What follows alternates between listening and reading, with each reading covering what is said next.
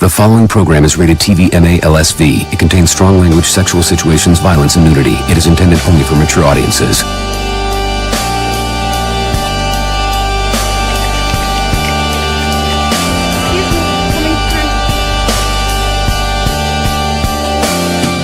This is Bear Their Soulz.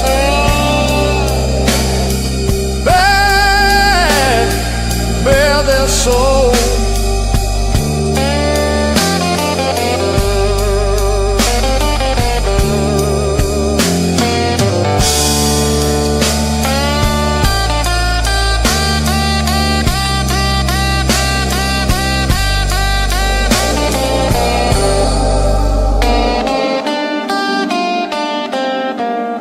This is Bear Their Soulz.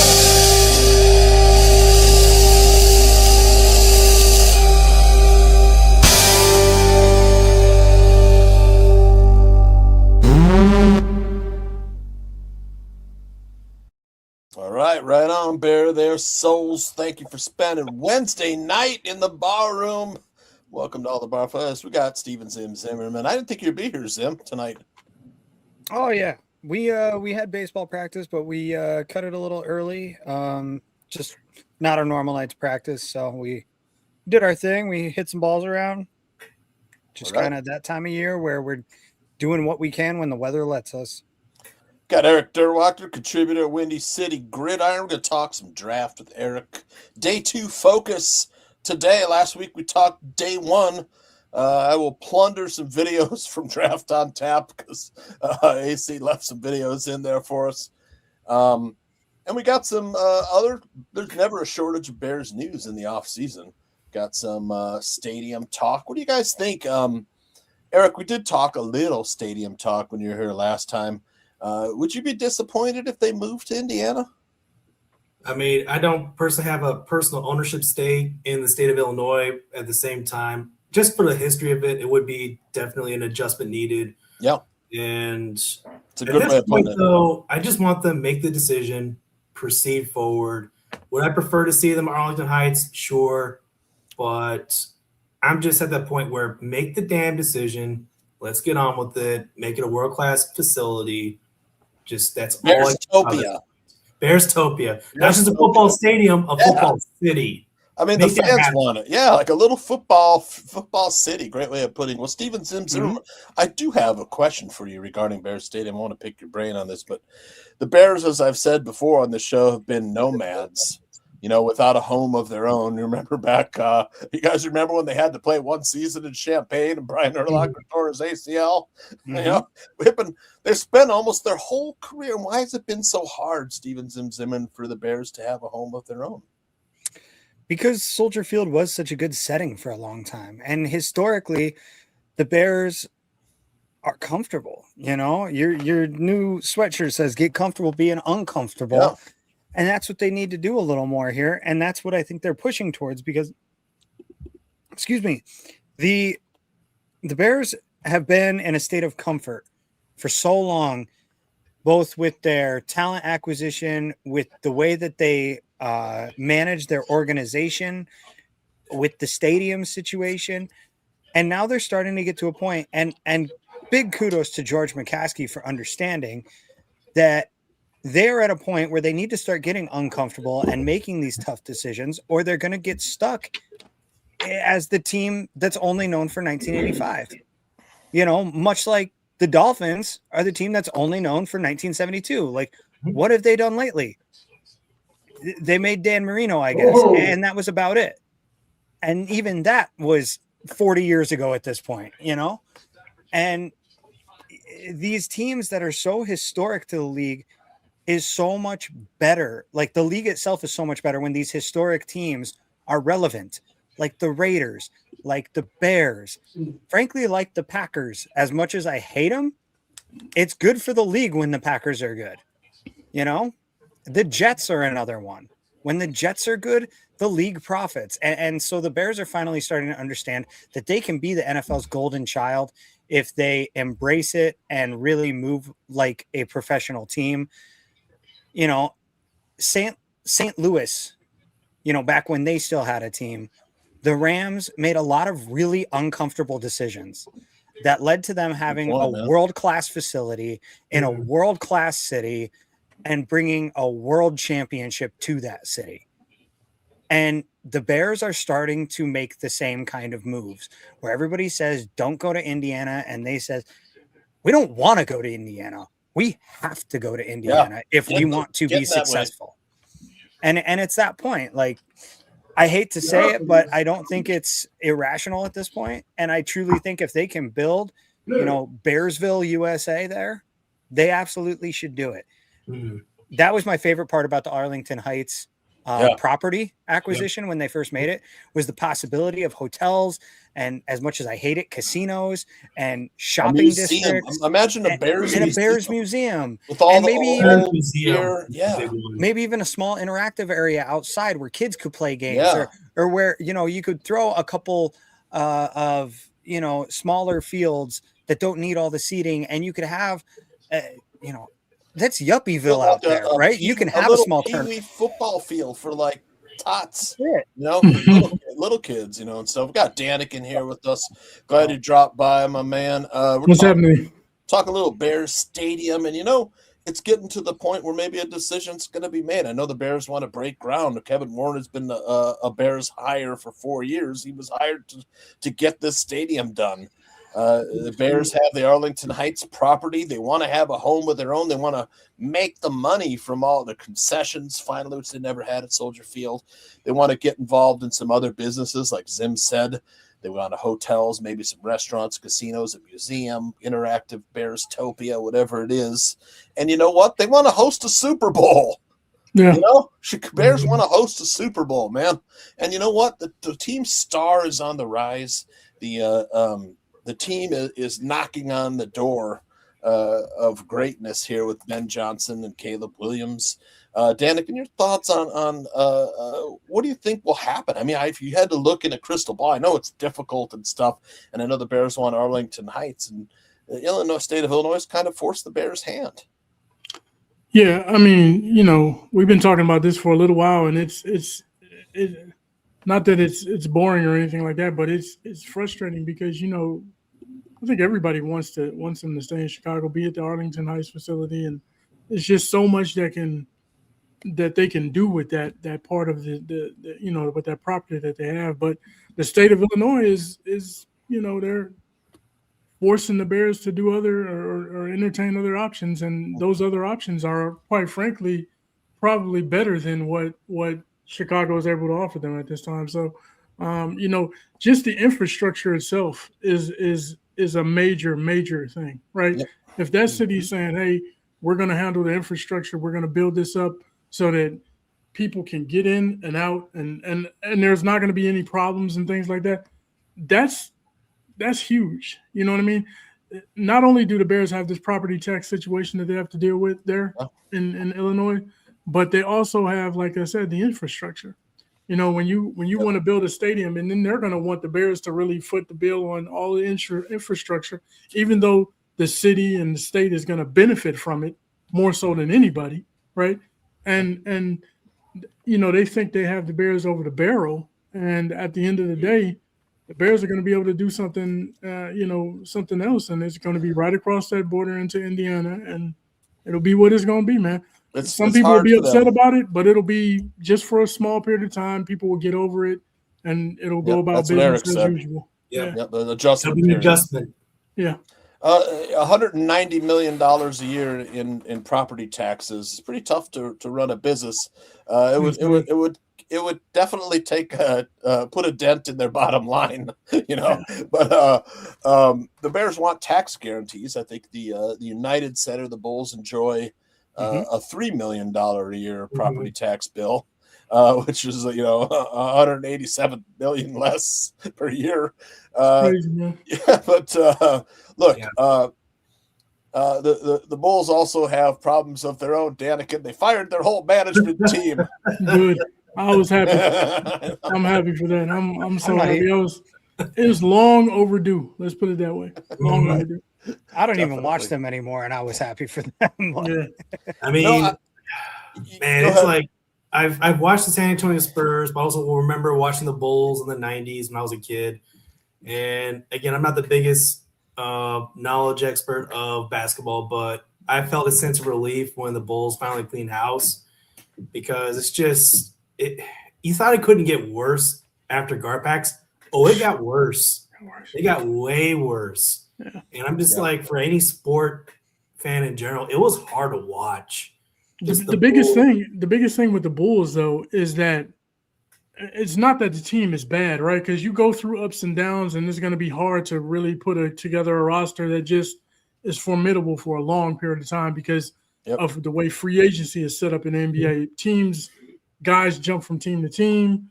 You know what I mean? And the way the game is played is different now too, right? So you have different styles of play, and they're constantly changing it. But the problem that the Bulls have is that they don't have any. You have no vision. You have no vision as what they're doing. Like what are we doing? Because you can make a mistake. Okay, fine, make a mistake. But if I could see what you're trying to do, then I can get on board with it. But I can't see it. You got a bunch of guys that's like 6'5", 6'4" to 6'7". Yeah. You got a couple of big guys, and that's it. And they're really, really bad. And they're not good. Yeah. And it's like, what are you doing? Like, I understand positionless basketball, but we're this is the NBA. This is not, we're not trying to put midgets on the court. You know what I mean? And I say that in terms of D-League. A 6'4" guy is small in the NBA. You know what I mean? So. Yeah, I kind of liked what they were doing when they had Giddey, Buzelis, and Kobe, and Kobe White. And then they blew that up. You know, I mean. Mm-hmm. Yeah, he had Ayo Dosunmu too, good little player. They don't want to pay anybody. Yeah, they keep him for 3 or 4 years and trade him away. That's the big thing.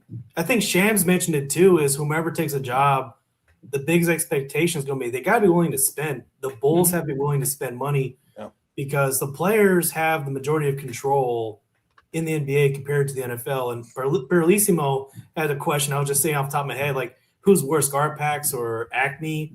And I think Acme, just because of Garpax, you saw the occasional splurge, not consistently. They got Derrick Rose. Like, but they lived off of that for a little while, right? They did, off of Derrick Rose, but they could have drafted. Couldn't do anything after that.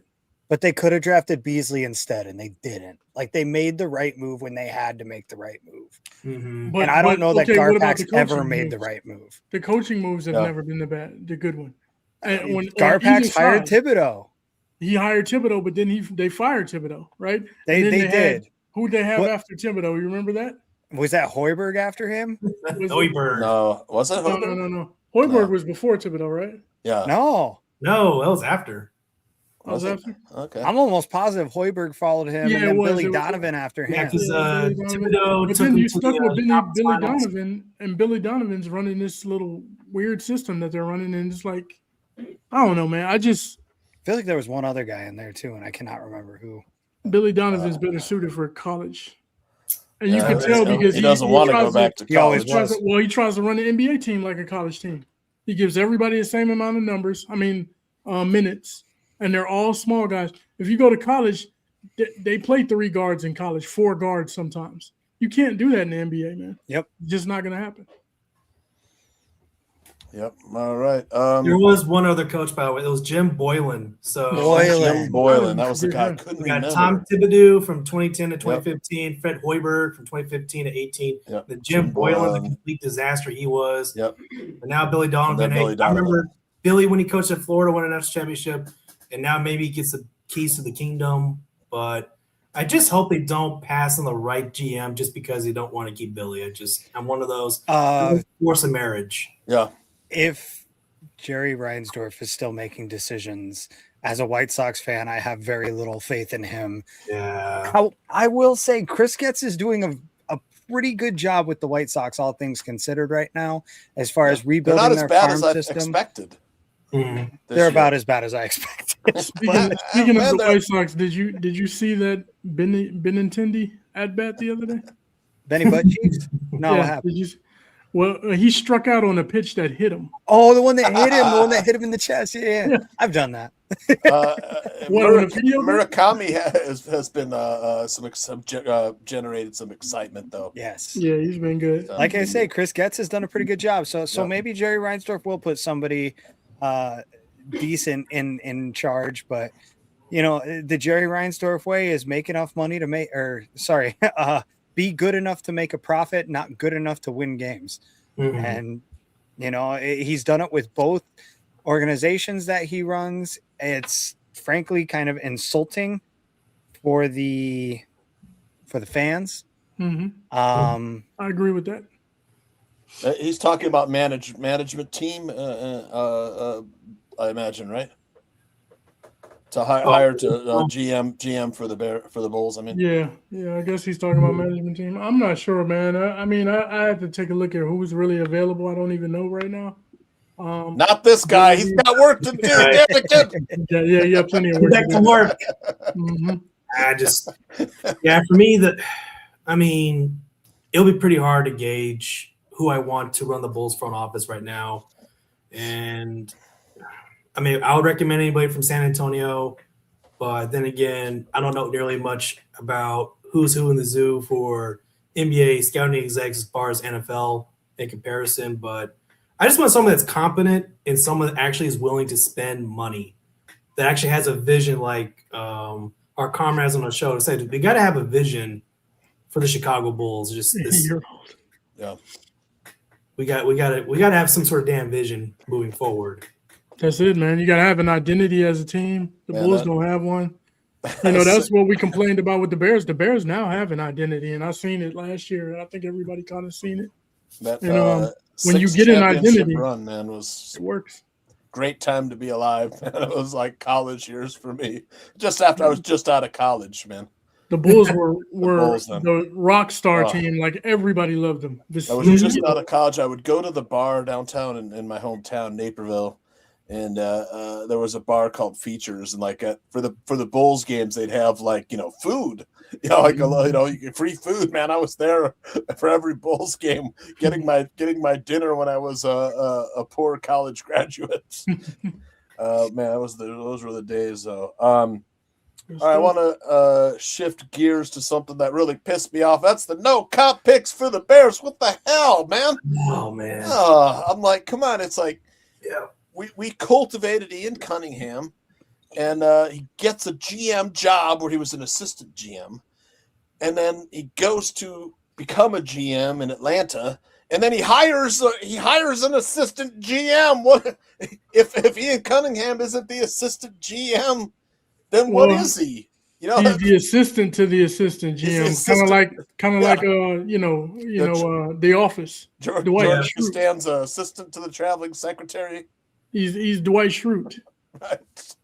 So, the guy that they hired under Ian is the assistant to the assistant GM, right? And then the assistant GM assists Matt Ryan, I guess, who admittedly doesn't know anything about running an NFL front office. And out here, because I live in Atlanta, so he's been quite open about Ian Cunningham as the guy running the day-to-day situation and all of that type of stuff. So and Arthur Blank said Arthur Blank said it too. Yeah. Making the decisions, and I understand the intent of what they call the Rooney Rule in its present form, but if the NFL is not going to uphold that standard anymore, it's a bad look. It's not just a bad look, but I really hate to say this, and careful about my phrasing, but the Rooney Rule is now something where it's a joke compared to what it's been performative for years. Yep, it's been circumnavigated so many different ways. And now that the NFL is openly admitting it, yes, you can circumnavigate the process, and it's time that we find a way to update that rule to make sense. And even worse, but you can circumnavigate the process by hiring a minority for the position that you want to hire him for, and just putting a white guy in charge of him for a performative reason and not actually to be in charge of him. You've literally completely done a 180 on the purpose of the Rooney Rule by putting that there. And to me, it. And then you also have so hard between the lines. You also got teams that have clearly taken advantage of the ruling rule too, right? And they'll install, whether it be a coach or a GM of some sort, for 1 year, fire them, and then get who they want, just so they can get their picks, and they get it. But here we have a situation where Ian Cunningham actually worked underneath somebody. He grew with our organization, and then goes to another organization, and we don't get the comp pick. So it's like a like how does that work? It doesn't make any sense. You know what I mean? There are some teams taking advantage of it, and then on the other hand, we have a team in the Chicago Bears who are being, shafted by this whole situation. I was gonna say, like, isn't George McCaskey the chairman of the diversity committee? Like, I could be wrong, but I remember he was like a big advocate as far as the diversity committee trying to enforce, diversity across the league. And I'm just like, probably why they push so hard.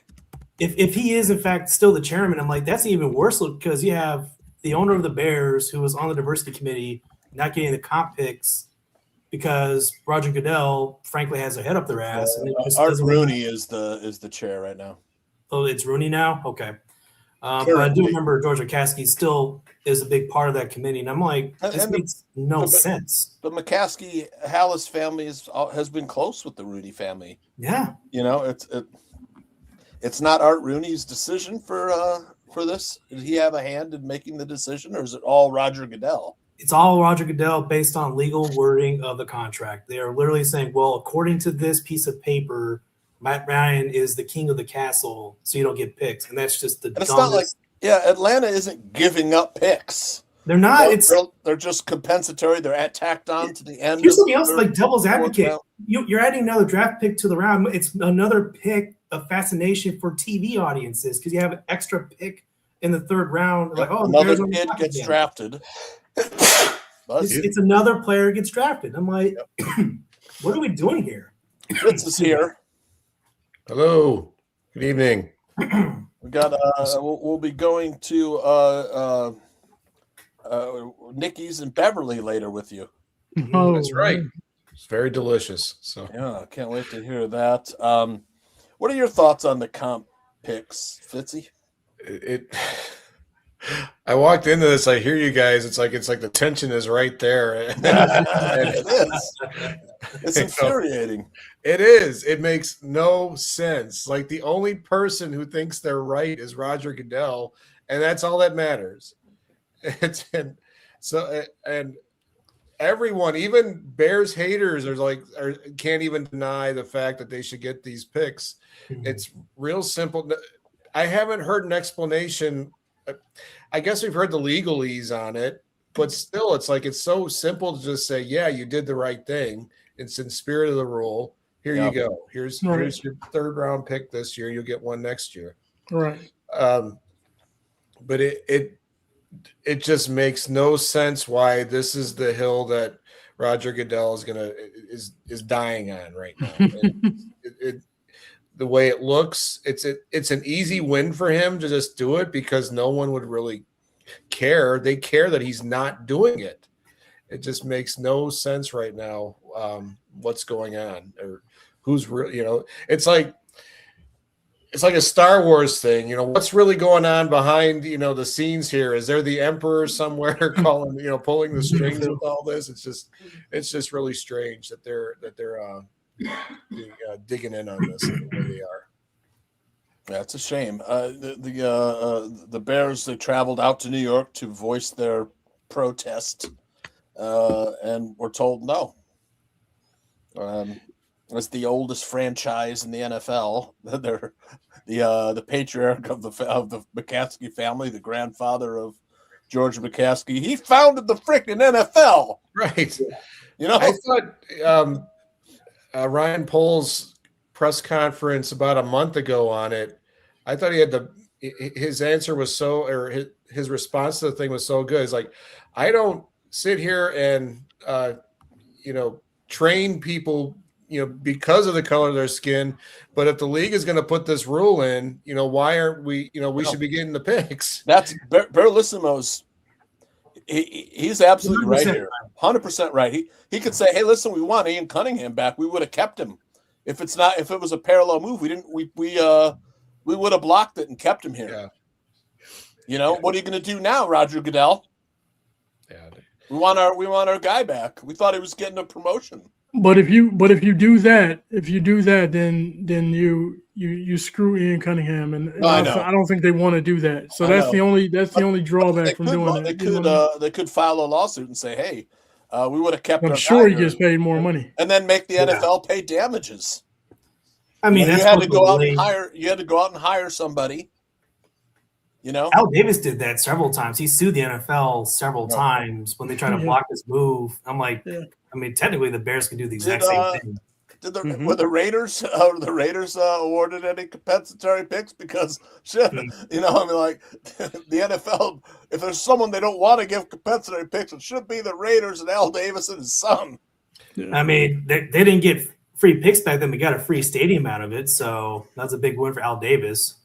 Yeah, Al Davis won that. You know, he won. I don't know what that one easily.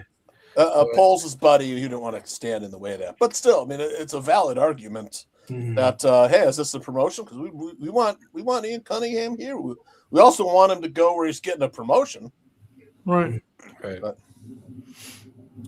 yeah, that's right, Cliff. The Brian Flores lawsuit is still. There's a few other guys who are suing also for. John Gruden's lawsuit still exists. Jeez.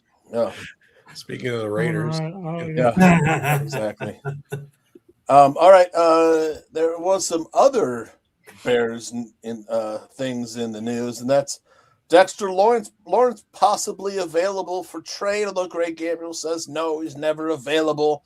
But it's food for thought. Dexter Lawrence, 2025, 17 games, had a half a sack, 31 tackles, 1 interception, 4 pass defenses, 7 stuffs. He's a 7-year veteran, age 28. Man, he is a solid 6'4", 340. Danik, he looks like the Incredible Hulk, man. Yeah, but if we were to get him, man, you're really just paying him DJ Moore's salary. What do you guys think about? I mean, I don't know if he fits Dennis Allen's system, but really good player. Couldn't you find a place for him in Dennis Allen's system? I mean, a guy that good? Yeah. You definitely play, man. It's it's a hard question to ask, because if you go and you take something like that, like you said, sexy dicks. But if you go get him, like you said, that salary cap hit is no joke. Number one.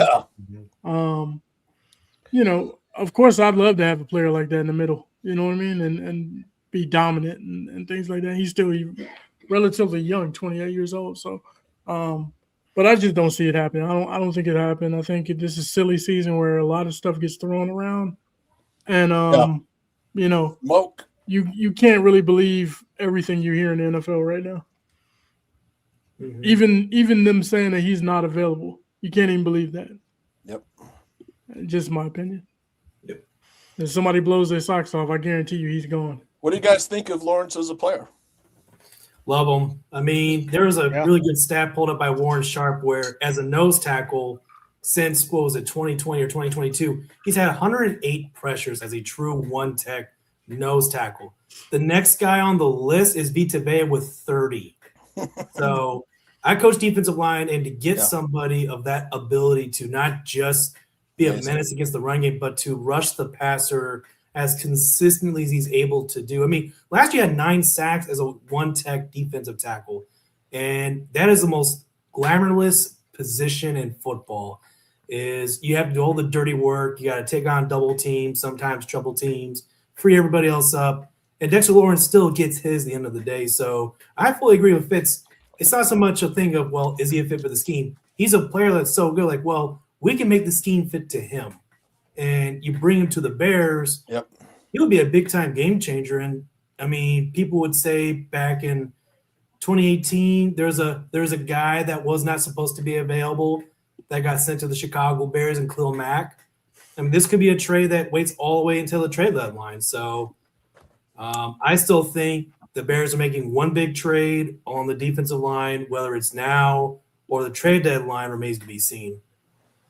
They're looking for a late first or early second for Dexter Lawrence. And they've got it. They've got the The Bears picks. have it. Yeah, They've got it. We could So- give something for them. We just have to make some salary cap room. Zim, how would he look in a Bears uniform? I mean, it'd look great, but it'll never happen. Right. Oh man, You can dream though.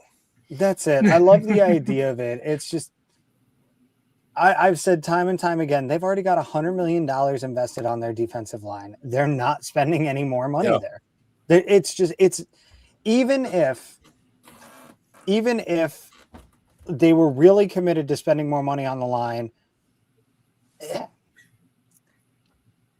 it's just that's not the way they would do it. You're not spending draft capital and cap space on it. So it's too much. It's too rich. I would love to see it happen, but they've unfortunately misplaced their money elsewhere. To King Buka world, Crosby was always available. The Raiders were just trying to drive the price up. He was always available. He was available 2 years ago. They should have traded him last year. Well, his cap hit, like I said, was what, 20? It's almost the same as DJ Moore's. Yeah, I can't do that. It's 27 million. DJ Moore's is 28. I can't. We just offloaded DJ's salary, you know. And where are we going to get it at this point? Yeah, you have to cut or rework some salaries, you know. Yeah. And you still got to worry about. It's not only salary cap this year, but it's next year, the year after that, Yep. and you got big time contracts that are coming up. You know what I mean? Darnell Wright, Caleb Williams. To Robert sign those Johnson. guys, we're going to need that money available. I'm glad you mentioned that, Danica, because the Bears are thinking about it right now, man. ChatGPT says Caleb Williams will be the NFL's first billion-dollar player, $110 million per year, 10 years. A 10-year contract. They're thinking about it. They're already, Feinstein, the Bears cap guru, has already talked with Ryan Poles about ways they can make it work with a giant contract with Caleb Williams. What do you think? He's going to break the bank. You know, the Bears would sure love to have that stadium complex built. Fitz. Yeah, even if he took a home team discount, he's still going to break the bank. And it's going to be, all things being equal, it's going to be massive, and it's not going to be something that he could shy away from because the union wouldn't let him. I mean, he's going to set the bar, I think, for quarterbacks going forward, like Patrick Mahomes did a few years ago. Yep. And that's where it's there. It's where it's at. I mean, unless we're completely wrong about him, but I don't think at this point, No. It's only a couple of people up in Green Bay that don't think he's really that good. So. Yeah, how much is Jordan Love making, Zim? Do we know? $55 million a year. How much a year? $55 million a year. Man. Yeah. That's crazy, man. They could pay me that much, and I would not win them any playoff games either. Like, I don't get it. I have the same number of playoff wins as Jordan Love, and yet we make wildly different salaries. It's ridiculous. And division titles too. And division titles, exactly. This is bullshit, is what it is. Aldo's going to cut this up for a short on YouTube. Definitely. What does the Bears roster look like when Caleb Williams is eating up 35% of your salary cap? I mean, it's going to be a challenge. It'll be a great challenge because that'll be the first time the Bears have ever had that challenge of having a truly inspirational young quarterback. I also do hope that the cap not only continues to increase, but also at some point they address the concern of, do we just limit a percentage of the cap for positions, or like, it's a great discussion moving forward because it's not just going to be Caleb. It's going to be Drake May. It's going to be maybe Jaden Daniels. You're going to have Bo Nix in the same conversation a few years from now. They're all going to do it for the same contract, so they're all going to be competing and say, hey, who's going to get the biggest payday out of those 4 quarterbacks? I'm not going to say all 6 because I fully expect the Falcons to move on from Michael Penix, and at some point the Vikings will move on from 9 or J.J. McCarthy, whatever the hell you want to call them. But well, they might only move on from the one. Bears of them, need to. The Bears need to get it out of the way as quickly as possible. It's true. Get it What done. I mean by it is, he's going into his third year. At the end of this year, it needs to be pretty much done. Yeah, Set in at the stone. end of the Have it done. third year is the first year they can actually negotiate a new contract with them. So have it Not done. until after You need his to have third it done at that point, because if you wait and all those other names start dropping, then Caleb's going to he's going to get more money than all of them. Didn't the Bears wait with somebody? I forgot. They waited till it was almost. I can't remember who it was, which player, but it was like if they would have signed him early, they could have. Was it Urlacher? No. For an extension in a similar position where they were trying for to a sign second contract for a second contract. Well, I remember Kyle. Was it Briggs? I know they didn't want to play Briggs. They didn't want to play Urlacher either. Ted Phillips and them waited until it'll be like when they were being told by fans and everyone that if they signed him early, they would that the price would be less than if he went to the next year when salaries for that position raised. It might have been Lance Briggs. Was it Briggs? I think it was Briggs. I think it was Lance Briggs. Yeah. Someone like because Lance Briggs had to fight and or fight. Kyle Fuller. Someone said Kyle Fuller. Yeah, I said Kyle Fuller. That was one that bit them in the Kyle butt. Fuller too. They wanted to sign him early. They did give him the contract. Right. They wound up having to give him a transition tag. I was just thinking about this the other day for some reason. And then the Broncos wound up signing him to a pretty front-loaded contract, and the Bears were able to match it. Yep. That was the Packers that signed the transiation tag. No, it was the Broncos. Was it? Okay. I remember very distinctly. I was living in Denver at the time. The Packers tried to sign one of our players though too with a poison pill or something. I can't remember. There have been some other guys that have tried to sign him as well. The Packers took Adrian Amos that time, didn't they? Mm-hmm. I got it right here from ESPN. It was the Packers signed him to a poison pill deal that the Bears eventually matched. Just Fuller, right? Yeah, for Fuller. Threw in the chat reference. But Kyle Fuller was the offer sheet. Go to the Broncos or something at the end of his career or something like that. Why do I have Kyle Fuller in the Broncos in my head? Well, no, he was on the Ravens, wasn't he? He did go to the Ravens. He did. No, he did go. He did go to the Broncos when Vic Fangio went there. Yeah, he played a season there with Chris Harris on the other side. He left after he left here. Yeah. He was. That's what I got it confused with. Yeah. But it was sort of a poison pill deal. It wasn't really that bad, all things considered, especially considering what the cornerback market did very shortly after that with AJ Boye getting the massive deal that he got. So.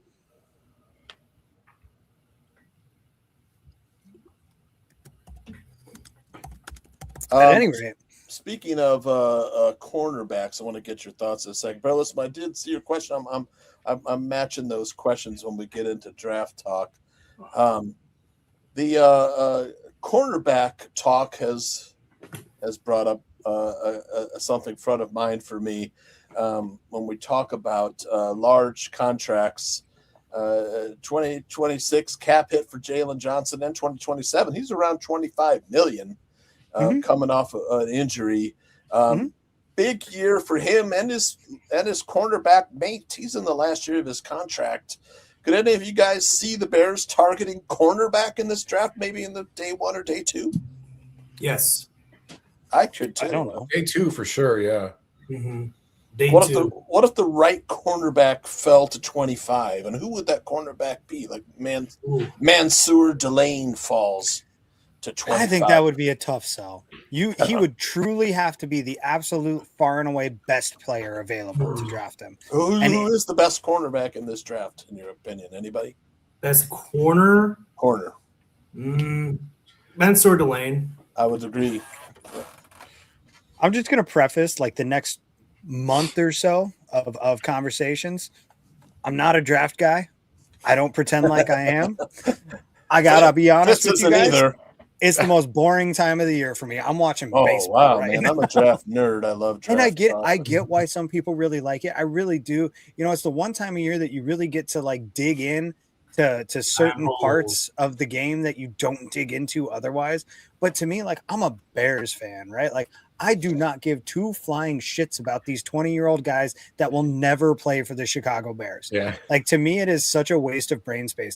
But to other people, that's what gets you guys going. And I totally respect it. And I'm not trying to crap on you guys or anything. This is just my thought process with it all. And I tell you, the fun part of it is when they end up drafting some of these guys in the end, and you guys get to say like, hey, I've already been talking about this guy for 2 months. Let me tell you some more about him. That's when I get really engaged. And I'm like, now that he's wearing the navy and orange, I am all about it. Let's hear what you've got to say. So I remember I'm so busy these days. Getting on my old man thing here. I remember when the draft was Saturday morning, like getting up in my PJs. Yeah, watching the whole thing. The whole day. It started at 9 a.m. and you're finishing at 8 going to p.m. get a sandwich later. Yeah, it was a fun thing. But you're right. I really didn't care who other people were taking. I was just caring about who the Bears got. Oh, they got Brian Urlacher. Okay, great. But it was something that I would sit and watch on a Saturday if I wasn't doing much. It's raining outside. It was a lot of fun. Bearlissimo likes Takario Davis round 3. Eric, do you know anything about? I know he's kind of has the length and he's fast as hell, so definitely would fit the. I think he ran a 4.3 at the combine. He's got the physical athleticism. He's got the physical traits. Got the athletic traits for sure. Of course, I do have a big fear towards athletic phenoms as opposed to football players. So he would be someone that does require a good deal of coaching, but you give him someone like Al Harris who can work on the fundamentals. He could be a good player.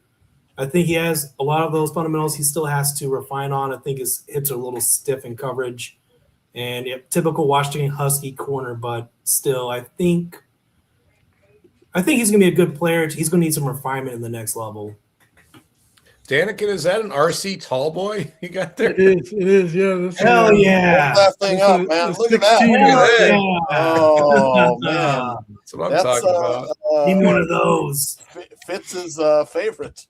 Yes. I have one hiding in the fridge still. There you go. used to drink My days of drinking non-diet soda are long over. All right, let's do a little food talk. So that way Fitz can jet if he doesn't want to listen to draft talk. No, I love learning from you guys. I love it. All right, let's do Nicky's though. I already set it up. Ready to roll? Tell us a little about Nicky's. Set it up for me, and then I'll roll it. Yeah, Nicky's has been there almost 30 years in the neighborhood of Beverly on the south side of Chicago. They take Chicago street food, the burgers and the pizza puffs, and sort of like it's almost, I don't want to make it too fancy, but they're just a little bit different than your traditional ones. Tell me they put a pizza puff on a burger. Let's do it. Great. Yeah. Like their Big Baby, it's a little thicker than do you guys know what I'm saying when I say a Big Baby burger? Anybody? Anyone? Bueller? I remember the Big Bam at Bambino's, and that was on Ogden Avenue. And God, was it Lions? No, where's that place? Well, do you know Bambino's? I've heard of it. Sandwich shop. They had the Big Bam. It was like a Big Mac, but it was like bigger, a lot bigger. Like a Big Mac right now is like a slider size. Oh, yeah, right. They're like so small. Well, Big Baby it's a double cheeseburger. It's usually like a thin burger, maybe a quarter pound total. And it's got pickles, onions, mustard, and cheese on it. And it's a good greasy, late night burger. Theirs is a little bigger, but it tastes like, a Big Baby tastes like. It's delicious. It's flame grilled. And so I was told I got to have this one. And it's on like a brioche bun. So it's a little more fancy than, your regular just poppy seed bun or bun that you get at a hot dog stand. And then they had some new stuff, their own like homemade stuff, like the Cuban egg rolls with pork and the pickles. And it was missing just a little bit of that Cuban sandwich flavor, a little more tang like from a pickle, but it was delicious egg roll. I got that on there too. And you can swap out your soda, your pop for a beer for $5 on a combo meal if you want. So and they have RC. What? They have RC. No RC. They've got Pepsi products, but can't win them all. No Green River. What's that? No Green River. No Green River. No, that's Fatso's You guys has know that. Fatso's Green- Last Stand has Green River. Do these guys know Green River? Yeah, I've had it before. Okay. It's like My mom's instant restaurant has it on diabetes. tap. Green River is the best. It's so good. It It's makes like a great lime soda. float. Yeah. Nice Yeah, it with ice does. cream. Yeah. All right. Nicky's in Beverly with Fitz. Here we go. Big Baby Burgers and more at Nicky's of Beverly. Right in the heart of Chicago's South Side is Nicky's of Beverly at 105th and Southwestern. Since 1997, Nicky's has been serving up all of Chicago's street food classics and some homemade specialties as well. Like their classic Big Baby Burger, a flame-grilled double cheeseburger with pickles, onions, and mustard, a Chicago classic. Or something new like their Cuban egg rolls. Egg rolls with pulled pork, mozzarella cheese, pickles, and a Dijon mustard dipping sauce. And don't forget the classic of all Chicago classics, the Pizza Puff.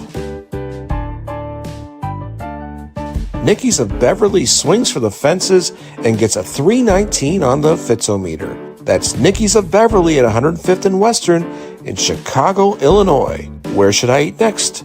Comment in the replies, #FitzMagicEats, and check out all of my reviews on my YouTube channel at FitzMagicShy.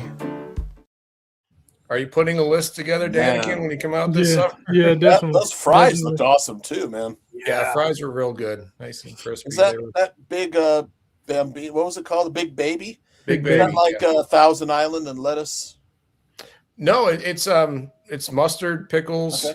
onions. ketchup, mustard, pickle, Yeah. and If you ask Big Baby with everything, you get mustard, pickles, and onions. the And a full- lot of the full places like Nicky's from a couple weeks ago where I had the gyro plate. You got a big sign, yeah. Big Baby and fries, $8.99, it's something like That's that. not bad for that burger and fries. Well, that wasn't $8.99. I'm just Big Baby's usually like a really, like it's almost like with 2 hot dogs and fries, a Big Baby and fries. This one with fries and a drink was $15, Okay, but it was a Still. decent sized burger. that's what you can expect, for Yeah. So it's all the Chicago street food, just a little bit, higher. A little end. twist on it. Yeah. I'm trying to remember. I used to go to Bambino's. I thought it was on Ogden Avenue. Maybe I can't remember the name of the town. And this Beverly is we lived there for 2 years growing up. So it's a little. I wasn't there when Nicky's was there, but yeah, it's It was Brookfield, Brookfield. Okay. Ogden Avenue and Prairie. Wonder if it's still open. Looks like it's still open. No, it's closed. Damn it. But that area in the South Side has a lot of good places. The Beverly, Evergreen Park, some great pizza places. Palermo's, and there's Rosie's Gyros is in that area too. It's you could stay there for a month and not have the same thing twice. It's, Nice. So but that's Chicago. Yeah.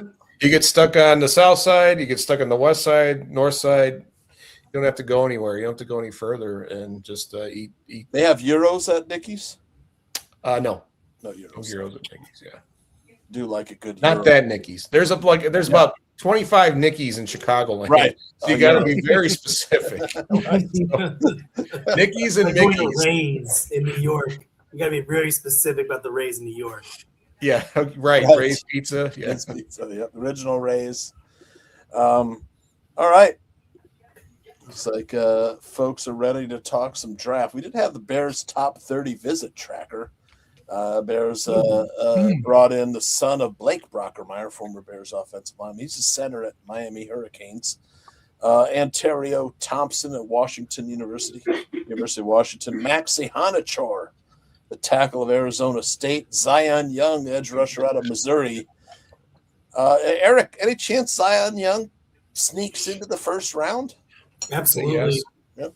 Absolutely. Oh. I mean, he's just got such a rare combination of athleticism, explosiveness, being able to bend off the edge. I mean, he is a prototypical 3-down player in the NFL at the defensive end or outside linebacker positions.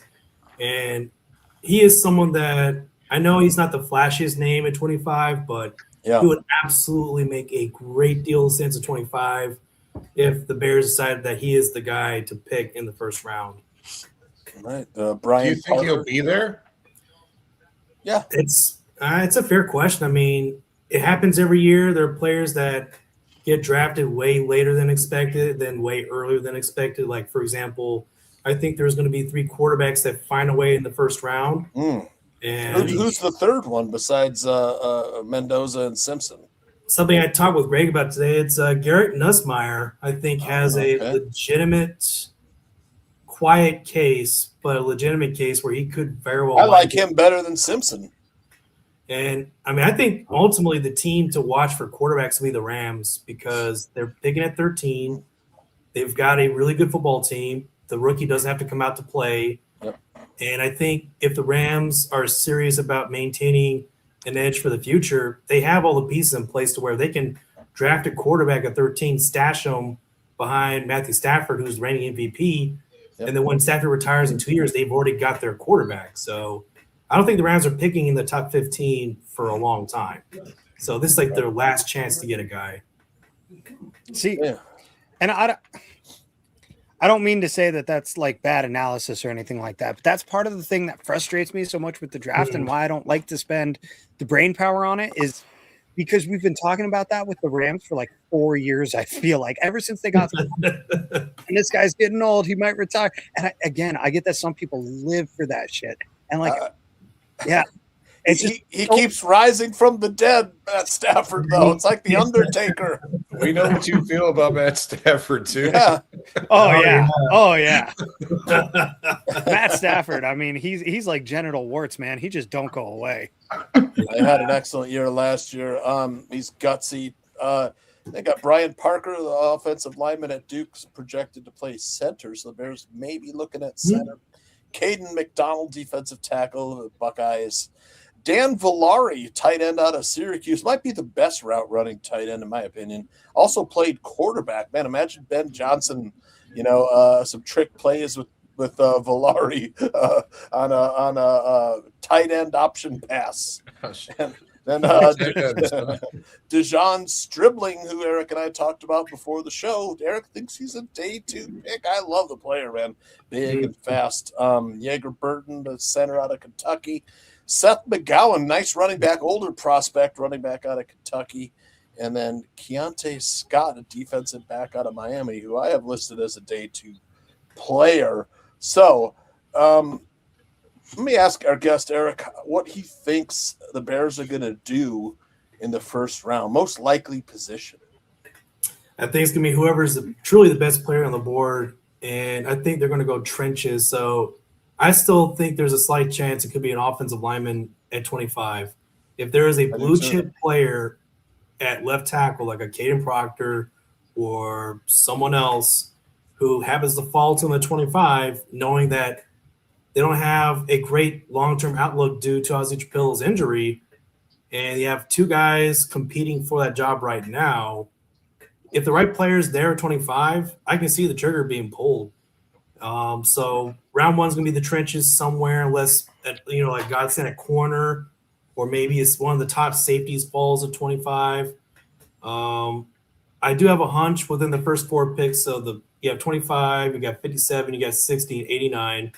One of those 4 picks is going to be on a wide receiver. I don't know why, but you can never have too many talented weapons. And if there's someone with world-class speed in any of those 4 picks, I will not be surprised. Just like when Luther Burden III fell to them at 39, and they didn't hesitate to pick him. So if you got someone with world-class speed in any of those 4 picks, I could easily see one of those being spent on an offensive weapon. What are the Bears doing at left tackle, Eric? I mean, it's competition right now. I mean, Jedrick Wells. Worth a gamble. He's worth a gamble. He played solid when he was healthy, then missed the last year due to a complicated recovery from injury. Braxton Jones has another chance at it now. And they threw $5 million for a 1-year contract for both these guys. So may the best man win. And and that's where the Bears get interesting because when you think about should they draft a left tackle, do they let one of these two guys win it without competition or something like that? To play devil's advocate, Darnold Wright is due his contract extension very soon. So if Braxton Jones or Jedrick Wills Jr. happens to win the job, play lights out, and they earn themselves a big payday, well, now the question becomes who you're going to pay, Darnold Wright or XYZ player left tackle. Whereas if you get a player that fall to 25 or shoot 57 or 60 that could win the job, then in terms of affordability, you want that to be the case. I don't think Jedrick Wills or Braxton Jones would be able to get a contract due to their play, be able to get a contract before Darnell Wright. It's just not going to happen. Darnell Wright is a top 5 right tackle in this league. Yes. By far. And I don't think either one of those guys are going to step up and be that. Now, if they're step up and they're serviceable, you got to still understand that they have Ajay Trapillo, and they'll probably kind of pivot back to him at some point. So I don't care unless they're just all world, unless all of a sudden everything just clicks and everything is perfect and they turn into, Larry Allen over there or something, then maybe, but I just don't see them out playing good enough to say I deserve a contract before Darnell Wright. I just don't see it. I don't see it happening. It underscores how tragic the Ozzie Trapillo injury was for the Bears. I hate it so much because it's just absolutely tragic. I was like, I knew he was going to take the job of left tackle. It was later than I expected, and I've told people so many times that he is going to be the guy at left tackle. And sure enough, when he got the job, he never looked back.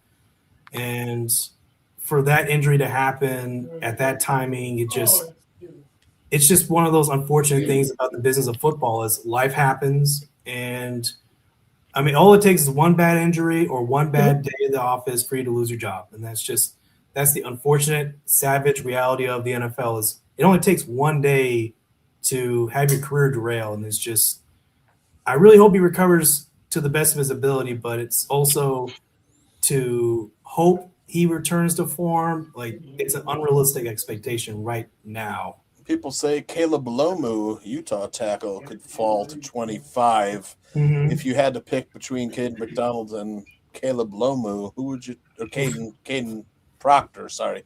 Caden Proctor and Caleb Lomu. Caleb Lomu. Sorry, I think Proctor is the more talented player, but he also projects very well as a guard. I think it really depends on who you love, where do you love them, what do you think is the best position for them. I'm a lot more of a fan of Caden Proctor because he also, again, you have the versatility of if, say, God help me, but if Joe Tooney were to retire in the near future. If he pulls a Drew Dalman, are you saying? Yeah, after what happened to Drew Dalman, I'm very paranoid now. I know. I'm like, if no more smart guys. No more smart guys. And it's like no more smart football players for the Bears. It's like if they were to get a Caden That's Proctor, another tragic event for the Bears offensively. Lose Ozzie Trapillo season-ending injury in the second to last game of the season. And then Drew Dalman retires after the season. I was so blindsided by that too. Creating It's like 2 holes in our offensive line. They went out 27 years of age and he walks away. And I'm like, respect to him. Man, that was just Pro Bowler and everything. He asked for a front-loaded contract too, Zim. They say the 5-year plan might have been part of the deal the entire time. Yeah. But 2 holes on the offensive line, Eric, and you got to be thinking, hey, they're probably looking at some offensive linemen. I think Garrett Bradbury is a nice player, though. I do like that trade. I think Ryan Poles played the market perfectly. You saw Tyler Linderbaum get like $30 million, whatever it was. He got 80 million guaranteed. Yeah. Let's hope he doesn't have a 5-year plan for the Raiders. Yeah. Tyler Biotish, he also got a big contract too, I think, right? He did. And so did the Bills center. Connor McGovern, yeah. So all 3 of those guys were talked about, the Bears going out and getting and Ryan Poles plays it perfectly. He gets Garrett Bradbury for, a decent 3 point something million per this year. It's pretty small. Yeah, fantastic. They Fantastic. get an got a feeling- opportunity to keep developing Luke Newman as well as potentially drafting somebody else to go alongside him. Yeah. I think this is a great year to draft a center. It is. And I think with all the players they brought in so far for top 30 visits, I think one of those 4 first picks will be a wide receiver or offensive weapon. I think one of them's going to be a center. It's just, it makes all of a sudden, like a Sam Hecht. If you get him, like, that would be such a big win for the Bears. And I would dare say, if you draft Sam Hecht, he will be good enough to compete as a rookie against any veteran the Bears, Gary Bradbury, anybody the Bears will put up against him. And I mean, he's just a mean sucker, and he's just one of the most consistent blockers. He's able to just dominate from the line of scrimmage, just able to dominate from his position. I mean, yeah, you look at the age of 23 years of age and kind of balk a little bit, but then again, if you get him the 2nd or 3rd round, you know, it would be a huge, huge, huge win for the Bears if they were to get a guy like Sam Hecht. I agree. They were at Sam Hecht's. They were at Kansas State Pro Day too. Right? Everybody was at Sam Hecht's Pro Day. Like, everybody in the Bears organization went to that Pro Day, so they definitely have him high in their list. That's just a matter of, is he available by the time they're on the clock again? See what the chat room is saying about center position. There are some others. I probably would get into that on day 3. You know, the Jake Slaughters and Logan Jones. Is that his name, Logan Jones? I think the Bears draft at some point a center, and they draft the left tackle. I don't think they go in the first round for either one of those positions. Yeah. For some reason, I'm thinking they're going to go defense, and I'm thinking, you know, probably an edge if you can find one at that position. If you can't find one, the best available to me, I feel like the best available that's going to be available to me is that kid and he's a linebacker though, but he's from Texas, Anthony Hill Jr. Yep. I think he's going to be the end of the first round, early second round. They might even be able to trade down and pick him up. But that dude is a tackling machine. He's fast. Your linebackers, you want your linebackers to be runners and hitters. That's exactly what he is. He can run, he can hit, and he hits people hard. You know what I mean? Like, that's. I like this player too, Danikin. I love that player. I love him. I also like this guy, man. Jacob Rodriguez. Jacob Rodriguez has gotten a lot of love. Absolutely. Yeah. Any chance he's there at 57, Eric? I would love that to happen. I would love for that to happen. And I mean, could you imagine a linebacker trio of Jacob Rodriguez, Devin Bush, and DeMarco Jackson or TJ Edwards, depending on his health. Yep. And then you got an old Bears fan favorite coming back to back them all up. I don't like him as much as Anthony Hill Jr. And the reason being is just because of the size. We already have Devin Bush, and Devin Bush is a smaller guy. Yep. So if you get the other guy that's a little bit bigger, ball player though, man. But he's an excellent ball player. He's not as long. But I don't need two small, undersized linebackers. I'll tell Jacob that he freaking hits like a damn freight train. He is one of the hardest hitting players. He can cover too, man. That's why Dennis Allen might like him. You know, if you're looking for a bigger linebacker, you got Jeremiah Trotter's kid. Josiah Trotter. Yep. He might be there. Is he day 2 or day 3, you think? I just think day 3 because of that knee injury history. He's an athletic specimen for sure, but I'm just like, you know, do I trust 27 reps on the bench, man? Here's how we break this down, because you're giving 3 guys, right? Just say Josiah Trotter, Rodriguez, and say Anthony Hill. Mm-hmm. Of those players, right? Of those guys, who's the better blitzer? Hill. Hill's the best blitzer. Who's the fastest of those guys? Hill, definitely. What about tackling? Who do you trust as a tackler first? I like Rodriguez. Rodriguez too. Tackler. He's a real good tackler, right? He's an excellent tackler, yeah. Okay. But what I about love, coverage? What about coverage? Rodriguez. yeah, Rodriguez? He's I'll so take sick. Hill in coverage. I'll take Hill in They're coverage. good. They're both good, man. I'll take either one of those guys. Not just in coverage, but I like Rodriguez's combination of instinct as well. He's just such an instinctual player as an inside linebacker, and he would fit perfectly as a Mike. Again, just maybe plug him in as a Sam in year one with TJ Edwards as the Mike and Devin Bush as the Will. But he offers so much versatility for the three linebackers. I just I see where you're coming from. I just don't know if it's as high a priority for the Bears this year. That's no, I don't think so. It may not be, but if you have those guys, if they're there, best player available, man. You know what I mean? That's fair. That's fair. Edge rusher to me is a big priority. I mean, even though the Bears, I don't think they view it as that high of a priority. They spent a lot of money on guys who could pressure the quarterback last year with Deo Dengbo and Grady Jarrett, and that kind of backfired. As good as the offensive line moves were for Ryan Poles last offseason, the defensive line was kind of almost the exact opposite. It just didn't work out. So I'm with you, Danik, and I think it will be like defensive trenches. And Eric, both you guys saying, oh, I love this player, man. This guy, I think after his pro day, he sneaks into the first round. Am I wrong? I think his pro day was phenomenal. I mean, absolutely not. I think he is a player that you can watch for and make a case in late round one. I mean, he really was the engine that drove the defense of Illinois, and he is a player that reminds me a good deal of a guy like an Alex Brown, the player that just routinely shows up, makes plays, makes the hard plays too, where it's not always a sack. Even though he had 11 sacks last year, which is, I think, top 10 in FBS.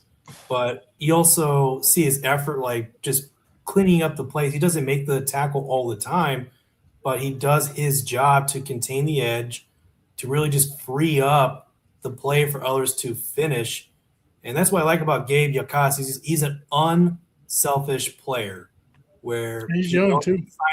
He's young, very athletic. I mean, again, he killed his pro day.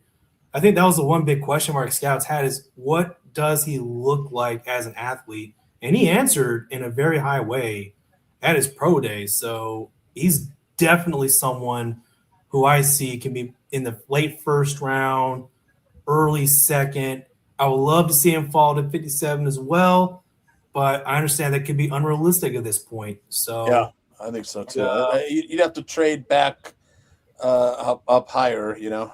Either trade back or trade up in the second round, but that would be kind of a hard sell. Yeah, trade down from the first round to get him, or trade up after you've made your first round selection. Mm-hmm. If you had your choice between two guys, Gabe Akis and TJ Parker, who do you like? Who do I like between those two? Yeah, I like Yakas because the thing is with TJ Parker, he's kind of got that. He's been the better known player. Like he had a very highly profiled recruiting trail when he went to Clemson, and he was supposed to be the guy, just like his teammate Woods was supposed to be a defensive tackle. But TJ Parker, for all of his athleticism, size, and ability to rush the passer, he just didn't consistently flash for whatever reason last year. Whereas Yakas, I mean, he kept getting better each and every year. So I think if you want the name, the more recognizable name would be TJ Parker. But if you want the better player, then Gabe Yakas will be the better player, whether it be in year one or by year three. Fighting Illini. Another guy got a lot of buzz. Might sneak into the first round too. Malachi Lawrence. This guy. He's good. He has got some pass rush moves, man. He's got a big toolbox, swims, huge toolbox, like counters, everything, man. This guy, good hand usage. Doesn't play the run as well as Akis or Parker. Keldrick Falk, I think, is probably the best. I do like Keldrick Falk as well. I do like him a lot. But what I really like the best about Malachi Lawrence is just when you look at his overall film, he shows up everywhere. I mean, it doesn't matter what launching point you put him at, he's going to show up. And yes, he does have his issues against the run. He reminds me a little bit of Austin Booker in a way where that's what I was saying. He's kind of like Austin Booker. He's got a very deep bag of tricks. He's got a great burst off the edge. He's got actually a very similar Euro step to what Austin Booker has. Yep. And well, the combine numbers tell you how explosive he is. 10-10 broad jump, a 40-inch vertical, man. I'm just like he can fly, Danikin. 40-inch vertical, man. I'd be lucky if we got 4 inches of vertical. Yeah. It's just it's a monster, bro. That's a monster right there. Just the athleticism, and then the arm length too. Like his wingspan, 33 and 5/8 of an inch, man. Just he is someone that the stats don't stack up as well as some of the other players. So you want to talk about a hit, like be productivity would be a hit for his analysis, but I mean, you put him in just the right system, put him in that right rotation to start off, he's going to be a menace. He reminds me a great deal. You look at the Seattle Seahawks, you look at the players they've drafted. They're not 10-sack guys, but a bunch of guys can get you 7 sacks on a regular basis, no problem. But he would fit in such a nice rotation. I agree with Barlissimo. He's not a first-round pick. I got him on day 2, but I got him day 2, early day 3. But he is someone that you can definitely add into a rotation and pay off dividends right away. Here's a couple other day 2 guys here. Michigan kid Derek Moore, more of a power rusher though. He kind of doesn't have much after a bull rush, but it did have 10 sacks. So him and the Big Ten football was good this year, man. So it was outstanding football. Yeah, 6'4", 255. Not as explosive as Malachi Lawrence, but man, this guy he is strong. He's strong, but I think he's got a little bit of a light anchor. He's going to take a little while to develop, I think. He's going to take a while to develop. He's going to have to refine his feet. I mean, he does have violent feet, but sometimes they're all over the place. His hand fighting needs to get a little bit better.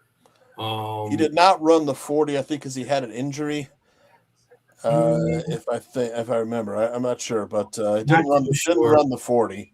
So estimated 40 time around 4.65. But he's not going to win with athleticism. He's going to win with pure strength. And well, in the NFL, you start playing against the big boys, and if you rely just on pure strength, it's going to be a problem down the road. So it will be something to think about. Where I think even though he is a very strong player, he's kind of a little light in the anchor. He is someone that does need to refine his technique quite a bit. He's got the traits you look for. He's got good production. It'll just be one of those I wouldn't be overly excited if he was picked in day 2, but he would also be someone that would make sense.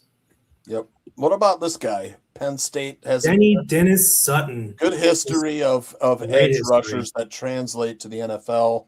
8.5 sacks. Does play the run pretty well. Has got the speed. He's got a little bend.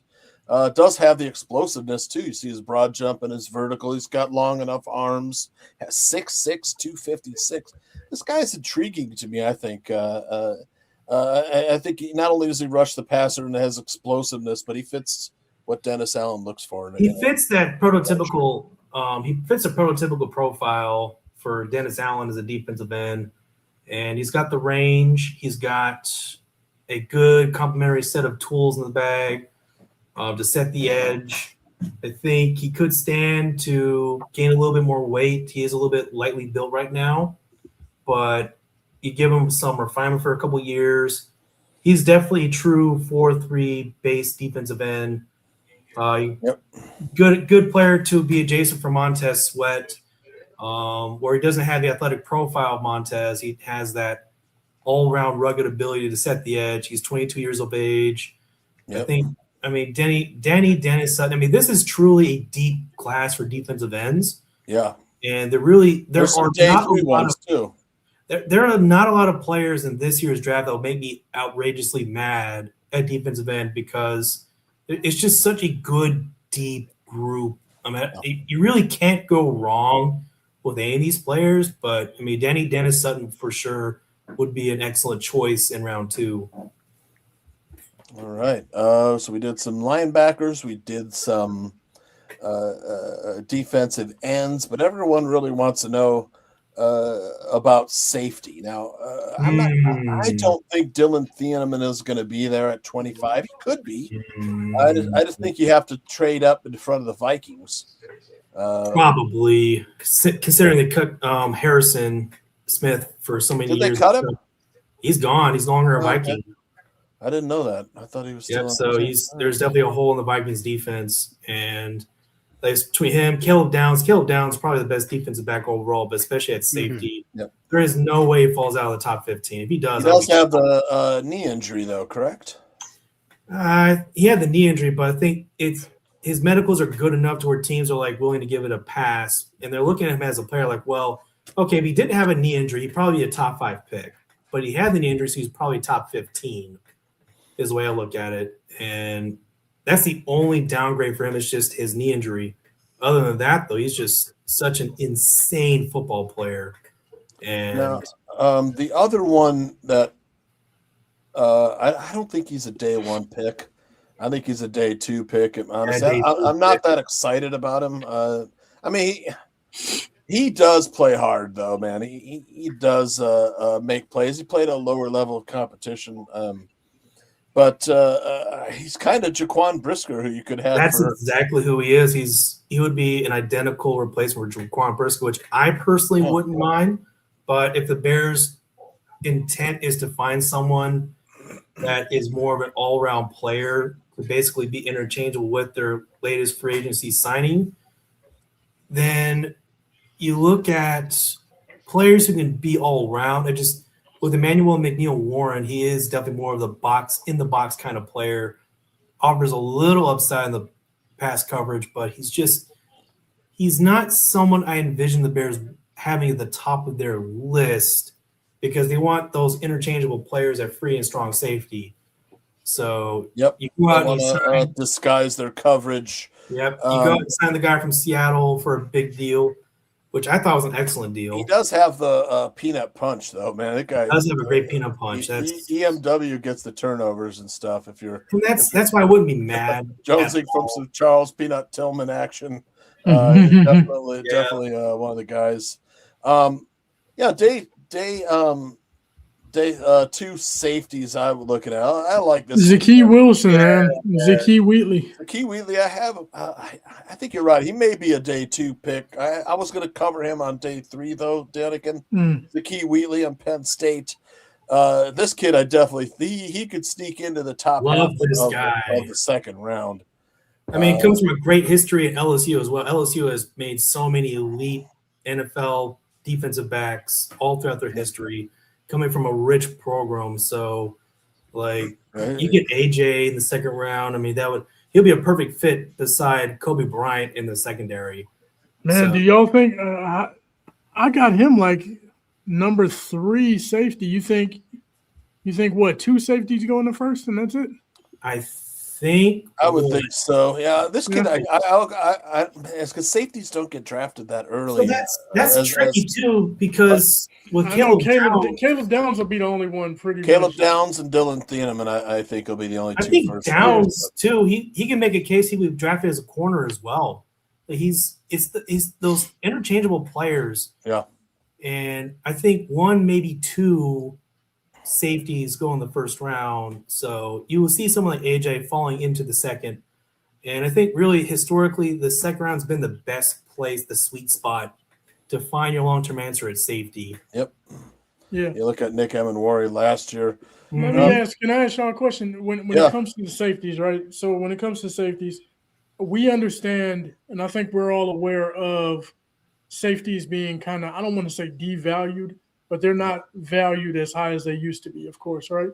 So if the Bears are sitting there at 25 and say another team is looking at a safety that they want, 2 of them have come off the board and you got another guy that might come off the board in the second round, somebody will maybe trade up just to get the 5th year. Yeah. For a safety. If you get a safety at the end of the first round and you get that 5th year option for him, then that really helps you in the long run because you don't have to pay that guy right? You can always franchise tag him and then let him walk out the door. You know what I That's mean? why And I think that's what a lot of teams are going to be doing. He has that kind of Nick Emmett-Worry build. You know, they're kind of looking at maybe though. You know, that's why people had him originally in the first round. I don't know. I don't know if I think you're right, Danikin, though. I think only two, but Yeah. is Jalen Kilgore a day 2 pick, Eric? You think? Yes. Yep. The barkeeper says he can't cover. I don't know. I thought he covered okay. I mean, I wouldn't ask for him to be like the last line of defense for like in single coverage, but I would say you could do worse than Jalen Kilgore, and even than just he is a rock solid player, and I think I would like Jalen Kilgore more as a nickel than as a true safety. Bellissimo's right, Michael Taft. Yeah, I like that kid too. He's right. Michael Taft.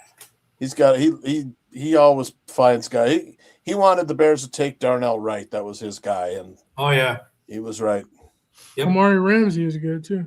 Mm-hmm. Kamari Ramsey day 2. You think? I think probably. I didn't have enough time to put all these players together. A possibility. The other guy I have is Tre'Dan Stukes out of Arizona. Stukes is one of my absolute favorite players. He's like Kobe Bryant. Yeah, exactly, because he is a corner that can play safety, and that's kind of the recent trend for safeties is taking a corner that, okay, you can play the position at a decent level as corner, or you can be an elite safety. And that's where Tre'Dan Stukes really lands at, is just a player who 24 years of age, coming up. A little older player, but my God, he would be a perfect fit as a safety next to Kobe Bryant. You see the explosiveness. I probably think he's a 3rd-round pick more so than a 2nd, but I mean, for me, that would be a home run pick, is if they get a Tre'Dan Stukes to help their long-term situation at safety. Yeah, Kyler Gordon, we're kind of set at nickel now. Nickel has to, the nickel recently has become a very important position as teams use them to blitz. They have to tackle. NFL offenses are attacking the nickel with power run game. To run it at the nickel position to test them against the run. Also think the Bears, like I said, I think the Bears are. I could see them taking a corner. I've got some day before we get into the exciting positions and stuff, but some corners. What do you think of Chris Johnson? He kind of blew up the combine a little bit there. He's a combine warrior. He is someone that definitely helped his case with a strong workout. I still have him more as a day 3 option, based on level of competition, on. I think his last season was excellent, but the years before was kind of a little all over the place. And I think for Chris Johnson, 4th round, 5th round would be where I have him at right now. Great player though. Just it'd be one of those. You have to ask the question: the level of competition he faced versus what he's expected to face the NFL level. Where and how would he do? And it's just. With Chris Johnson, I think I'd feel safer with him as a day 3 option than a day 2. Yeah. The chat room says the Bears need a nickel cornerback. Remember how bad it was when Gordon went down? We saw GJ trying to stick with those fast receivers, man. Well, also the crazy thing is Kyler Gordon is not guaranteed to stay at nickel because of when you listen to Dennis Allen's comments, he can play safety, boundary corner, or nickel. And the Bears did not make a significant move at corner yet. Yep. Now, is it because Tyreek Stevenson is expected to take his job back, or do they have bigger plans for Kyler Gordon to potentially kick outside? At the end of the season, when Stevenson got a chance to play in those last few games, he actually played pretty well. Made a couple touchdown saving plays. I mean, Steven Zimmerman will tell you Tyreek Stevenson played pretty good down the stretch. It wasn't even just down the stretch. It was after the first 2-ish games of the season. He had that horrible game against Detroit, and all of a sudden he came alive after that. Came back. Yep. Yeah, and then he wound up in the doghouse. Didn't get much play, and then last couple games he made some big plays. I know he broke up a pass. I think the pass would have been a touchdown, bounced off of his shoulder pad. Something going on behind the scenes there for sure. Yep. Yeah. And recently he came out in the press. I don't know if you guys heard the story that when he became a father, he said I didn't take the game seriously enough, and he's like Deo, he's motivated. We got a motivated Deo, we got a motivated Tyreek Danikin. A couple other corners I'm going to blow through real fast. Keontae Scott, man, this guy was awesome in the playoffs, man. College football playoffs, man. Yeah, he was. Yeah, pick six. Took it to the house. Ran a 4.33 at the combine. Got some explosiveness. What do you think, Eric, of Keontae Scott? He's kind of a nickel back. He is someone that I would think in the NFL projects more to be a nickel player, which would be big money for him. But if you play him as a boundary corner, why not? He's got okay size. He's not the biggest thumper as a tackler, but he does his job. And I mean, he definitely was a monster in the playoffs. I will say that he was a monster in the college football playoffs. Yeah, yes, he was. So, the best player on the field at times. Yeah, and just unfortunate that Indiana had their way with them all game long. But I mean, I love watching that story in general. But I tell you who I love, but he's just too small. But D'Angelo Pons, man, that dude. I love that guy. He's like so DJ sticky. Moore, like the old DJ Moore of the Bears back when he played at nickel. He just 5'9", man. He hits way bigger than his size, and he's like just. I said, he flips his hips so smooth, man, in transition. And but man, he'll stick you too. He's only like 5'8", 170 pounds, but man, he took down I think it was Jacoby Lane when they played USC, and that's a bigger wide receiver. Other than Malik Muhammad out of Texas, he's got the length you want. Nice player, good deep speed. Could be there on day 2 if the Bears decide. We have 4 day 2 picks, right? I think or 3 day 2 picks. So lots of play. And Poles set himself up nice, where he signed like 3 defensive tackles with I forget James. What's that guy's name? Kentavious Street, Neville Gallimore, and James. I forget the guy's name. I don't know what his name is. James Bradley, maybe now. The Titans defensive tackle. So he doesn't have to draft defensive tackle early.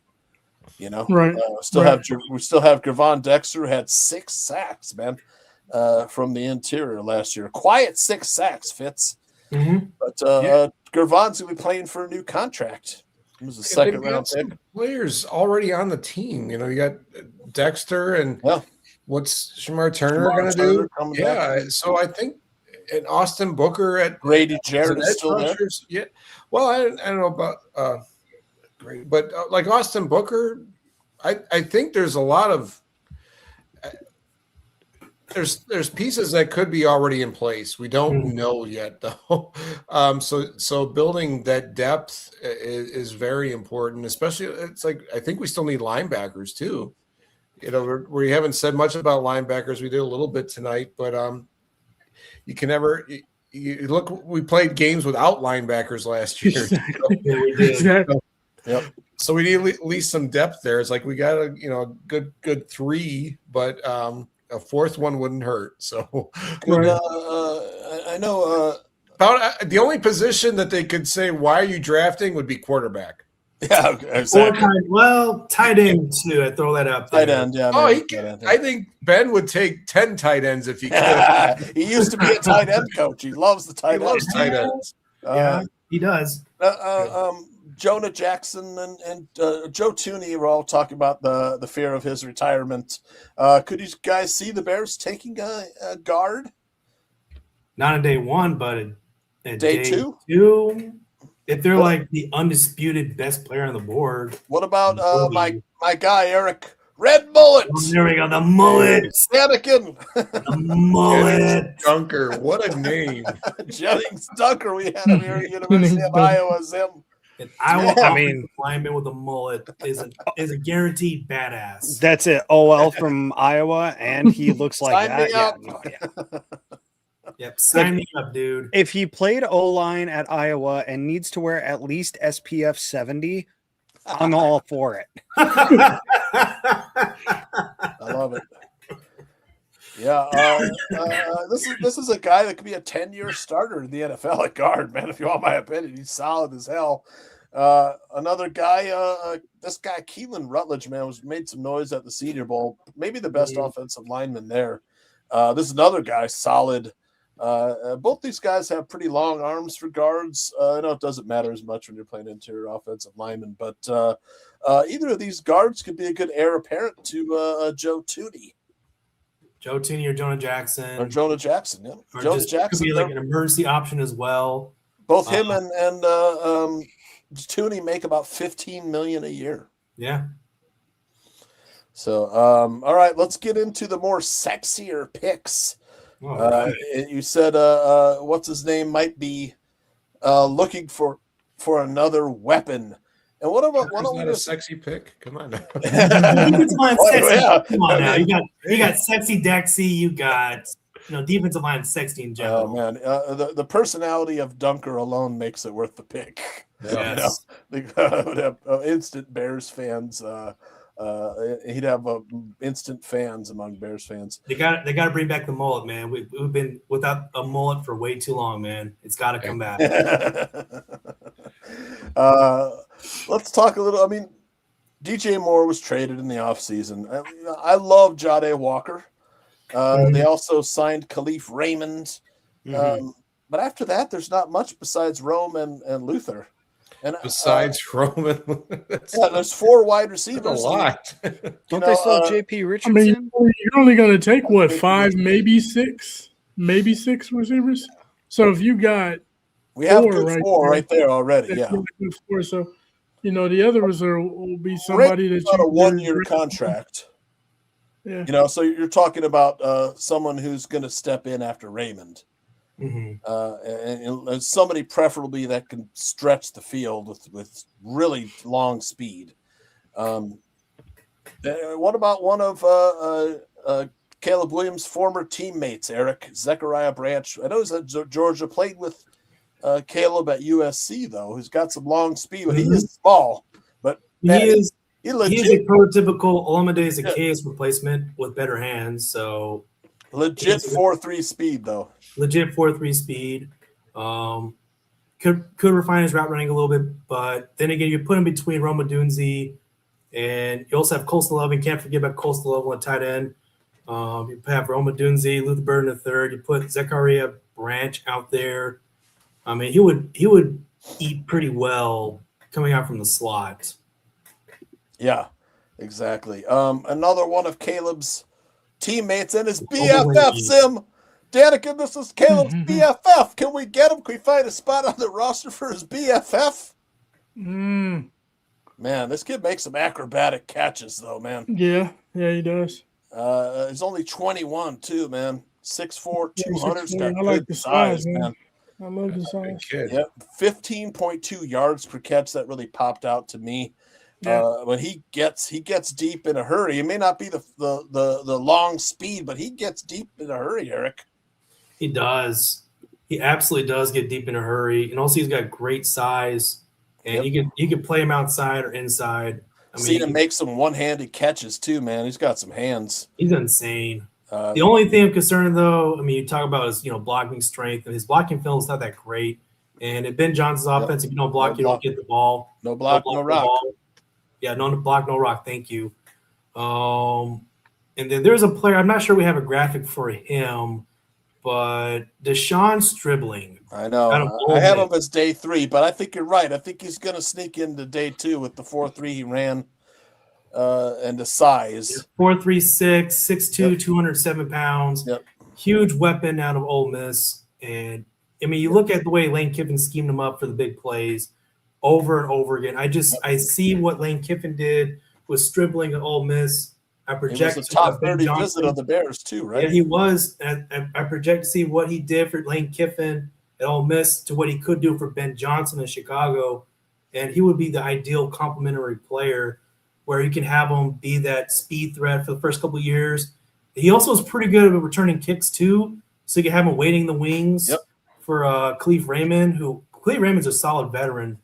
and you have all that speed now. That's something the Bears receiving corps did not have too much last year. Was a lot of speed. That's true. So now you add Cleve Raymond. You're bringing a guy like Deshaun Stribling coming in. He could be like another premium player. Just stack those blue chip weapons around Caleb Williams. And the more I think about Stribling, the more I think he would make so much sense for the Bears at pick 60 if he is there in the clock. If he's not, he won't be there at 60. I don't know if he's going to be at 89. 89. I think somebody's going to love him enough to where either they trade back into the second round or they see him fall and say, you know what, we're going to take the Deshaun Jackson style of play and we're going to project that to our offense in a big way. All right. Long speed and size, Danikin. Chris Brazel II. Yeah, he's a good one. Man, he is long, 80-inch wingspan, 6'4", 1. He's a little thin. He does have legit 4.3 speed though, man. He gets up to top speed to hurry with those long legs, man. Yeah. Another guy, he's like Dejon Stribling, just not as thick. Yeah, Stribling's like 200 pounds. Not as thick. I don't think his hands are as good as Stribling's either. Yeah, I mean, he has great production, mind you, but there are times where it'll be a 50-50 ball. He just didn't come up with it too many times where I'm like, is he really someone that you want to trust the future of your passing game to on a consistent basis? Is he more of a role player? Is he more of someone that could be a complimentary piece? I mean, he had a fantastic final season at Tennessee, but there are so many times where you would throw the ball up for him at a 50-50, use the size of the advantage. He just didn't come down the ball enough for me to feel comfortable with making him like an indisputed option as a day 2 target. For me, I've got to see more consistent hands, especially in contested catches, for me to feel comfortable with him in the second round. Yeah, I agree, man. This you and I talked about this guy before the show. This guy might be my favorite wide receiver in the whole draft. He's just always in the right spot. I know Berlissimo loves him too. Great route runner, always finds that soft spot in the zone. His hands are excellent. He's not the long speed fast guy, but man, he is always where his quarterback needs him to be, and he'll come down with that catch. He's thick, man. He's like this guy's DJ Moore. You know, if you're looking, he's got such a high IQ. Yes, he's got such high football IQ. Yeah, I absolutely love this kid. I think, like, if you're looking for a first down, a third and 10, this kid is going to get it for you somehow. I don't know how he is going to get it. He's going to move the chains. I would love it if the Bears took this guy. I don't think he's there after 57, though.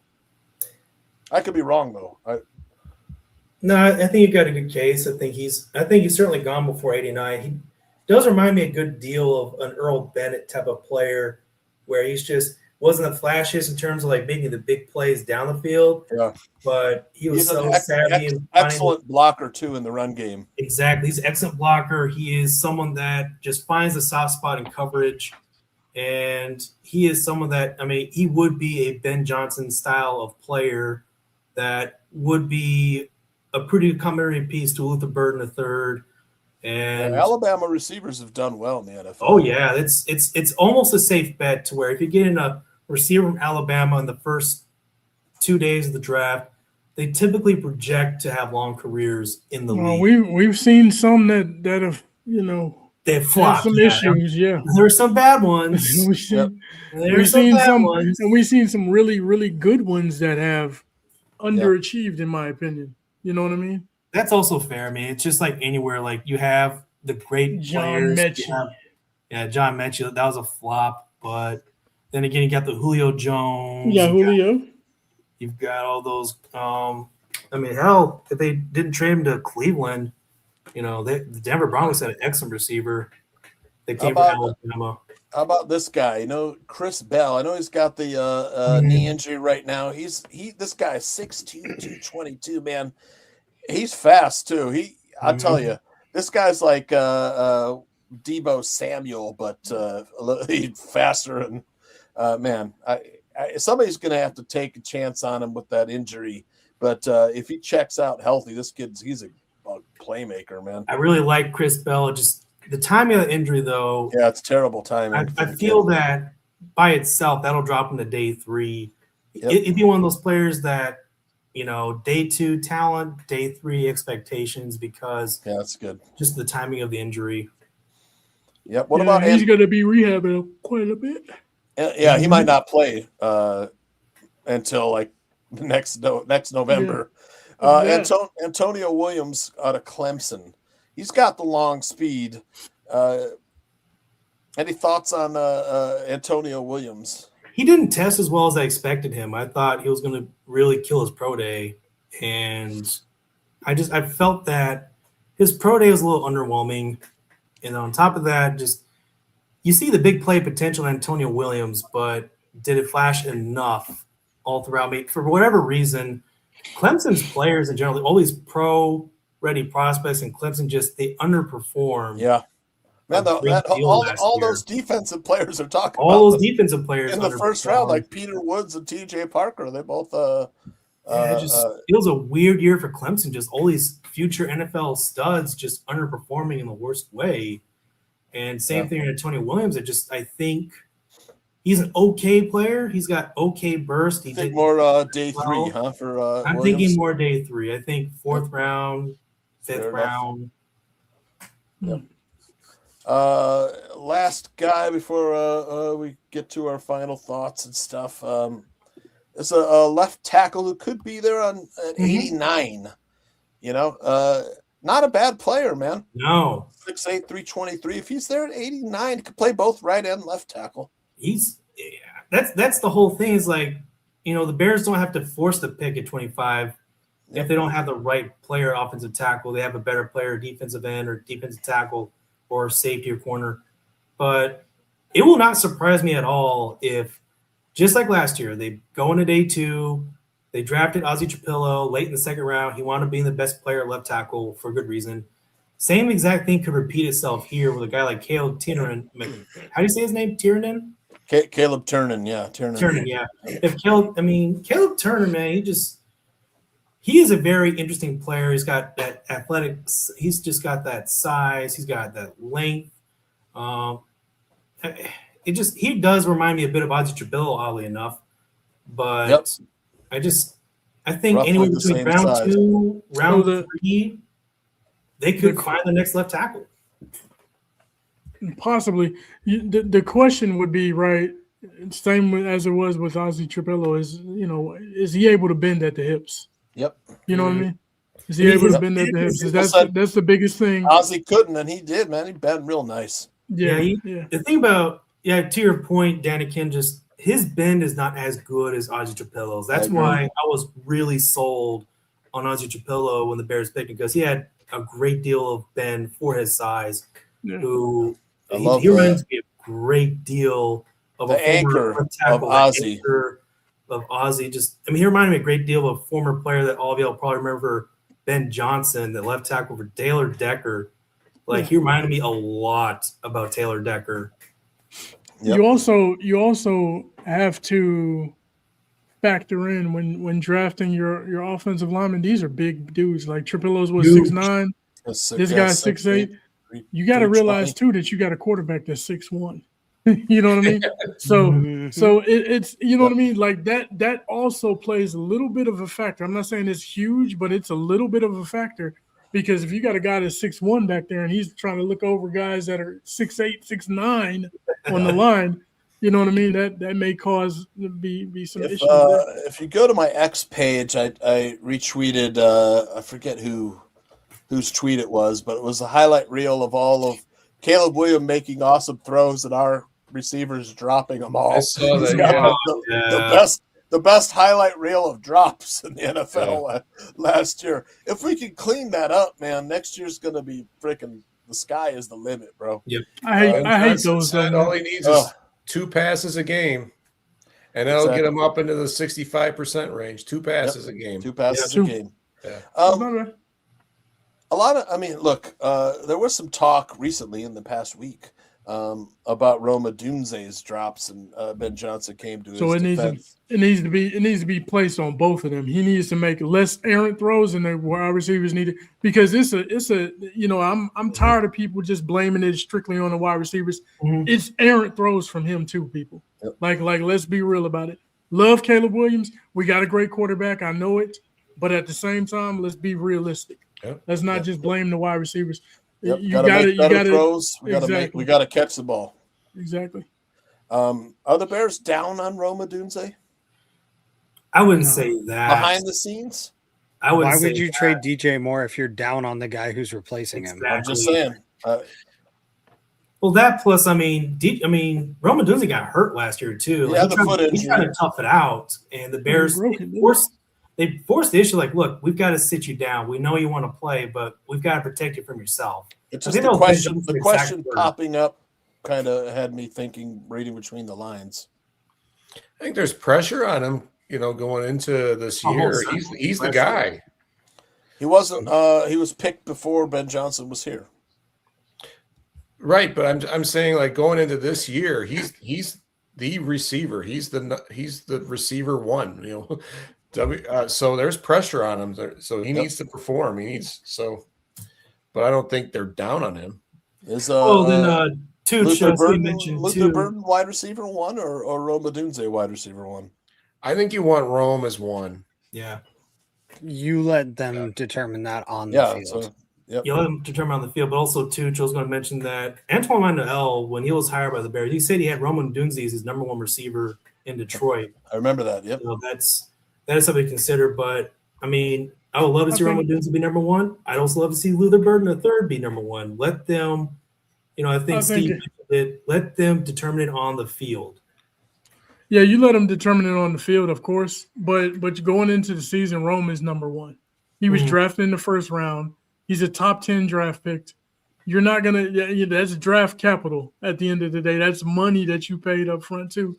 Yeah, so now if he just gets overtaken for his job, then that's so be it, right? So be it. But you don't stop investing in somebody that you already invested in to begin with, right? You don't just stop and say, okay, we're going to, we're pivoting. It's got to be a reason why he would. Beginning of last year, like Roma Dunze was like top number five, one. Number one receiver. He led the league in He was killing it. Yeah, he was killing it. Yeah. I could be wrong here, but I think if Luther is one, I think there's more of a problem that something happened to Rome. So if I have Rome at one and Luther's chasing him, I think that's the best case scenario. Okay. I agree. Fair. Look at here. I've got some questions from the chat here. Let me pull this up here. All right, here we go. Time for your favorite draft moment. Longtime listener from Barrelissimo.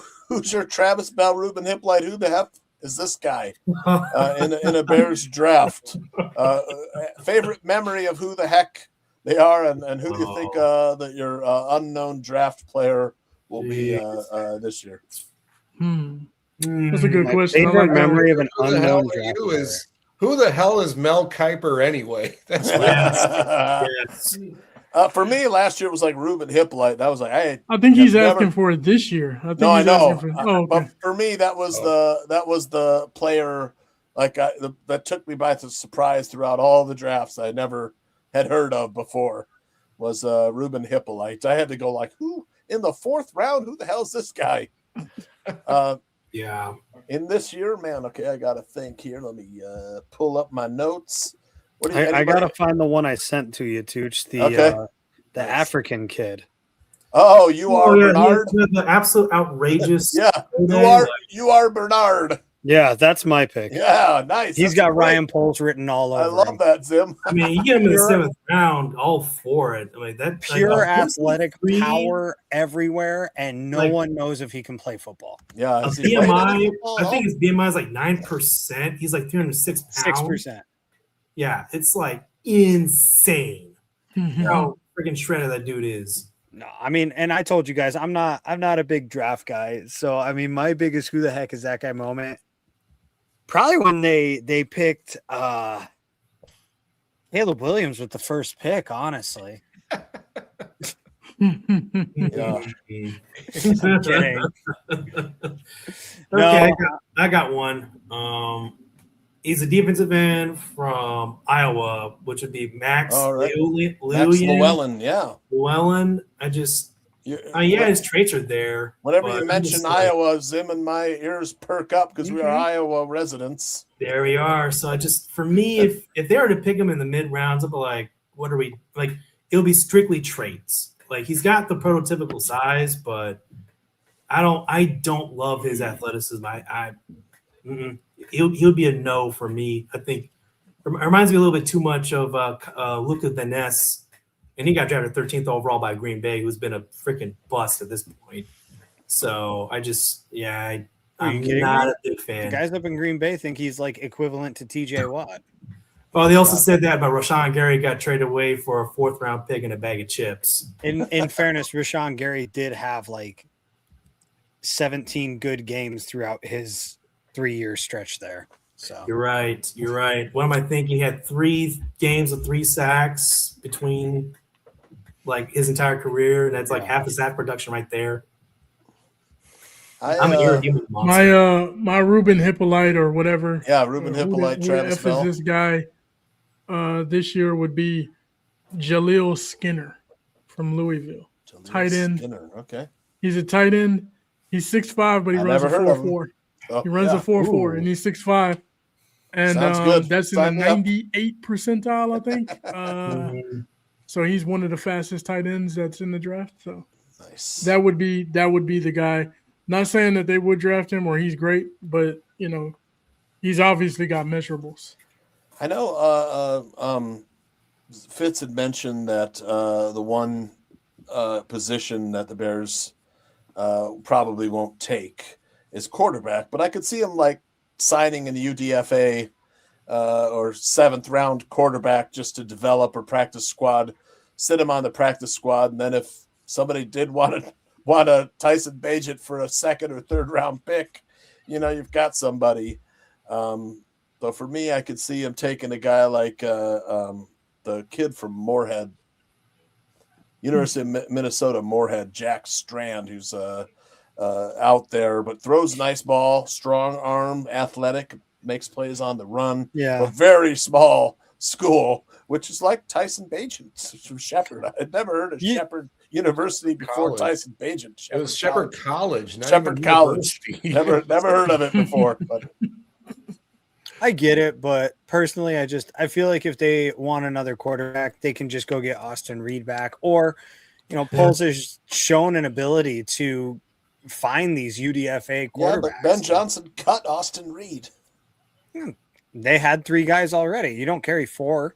That's all there was to that. Nothing personal. Yeah, you're right. For me, the Ruben Hippolyte, I like a couple guys that one is a safety we had here in Iowa, Xavier Nwankpa, who's a little raw, but has all the physical traits. He's 6'2", he's long, he's got 4.4 speed, good tackler. I could see the Bears taking him a UDFA or 7th round. And Xavier Harris, who's an Ole Miss defensive tackle. He's 6'8". He's got 6 career kick blocks.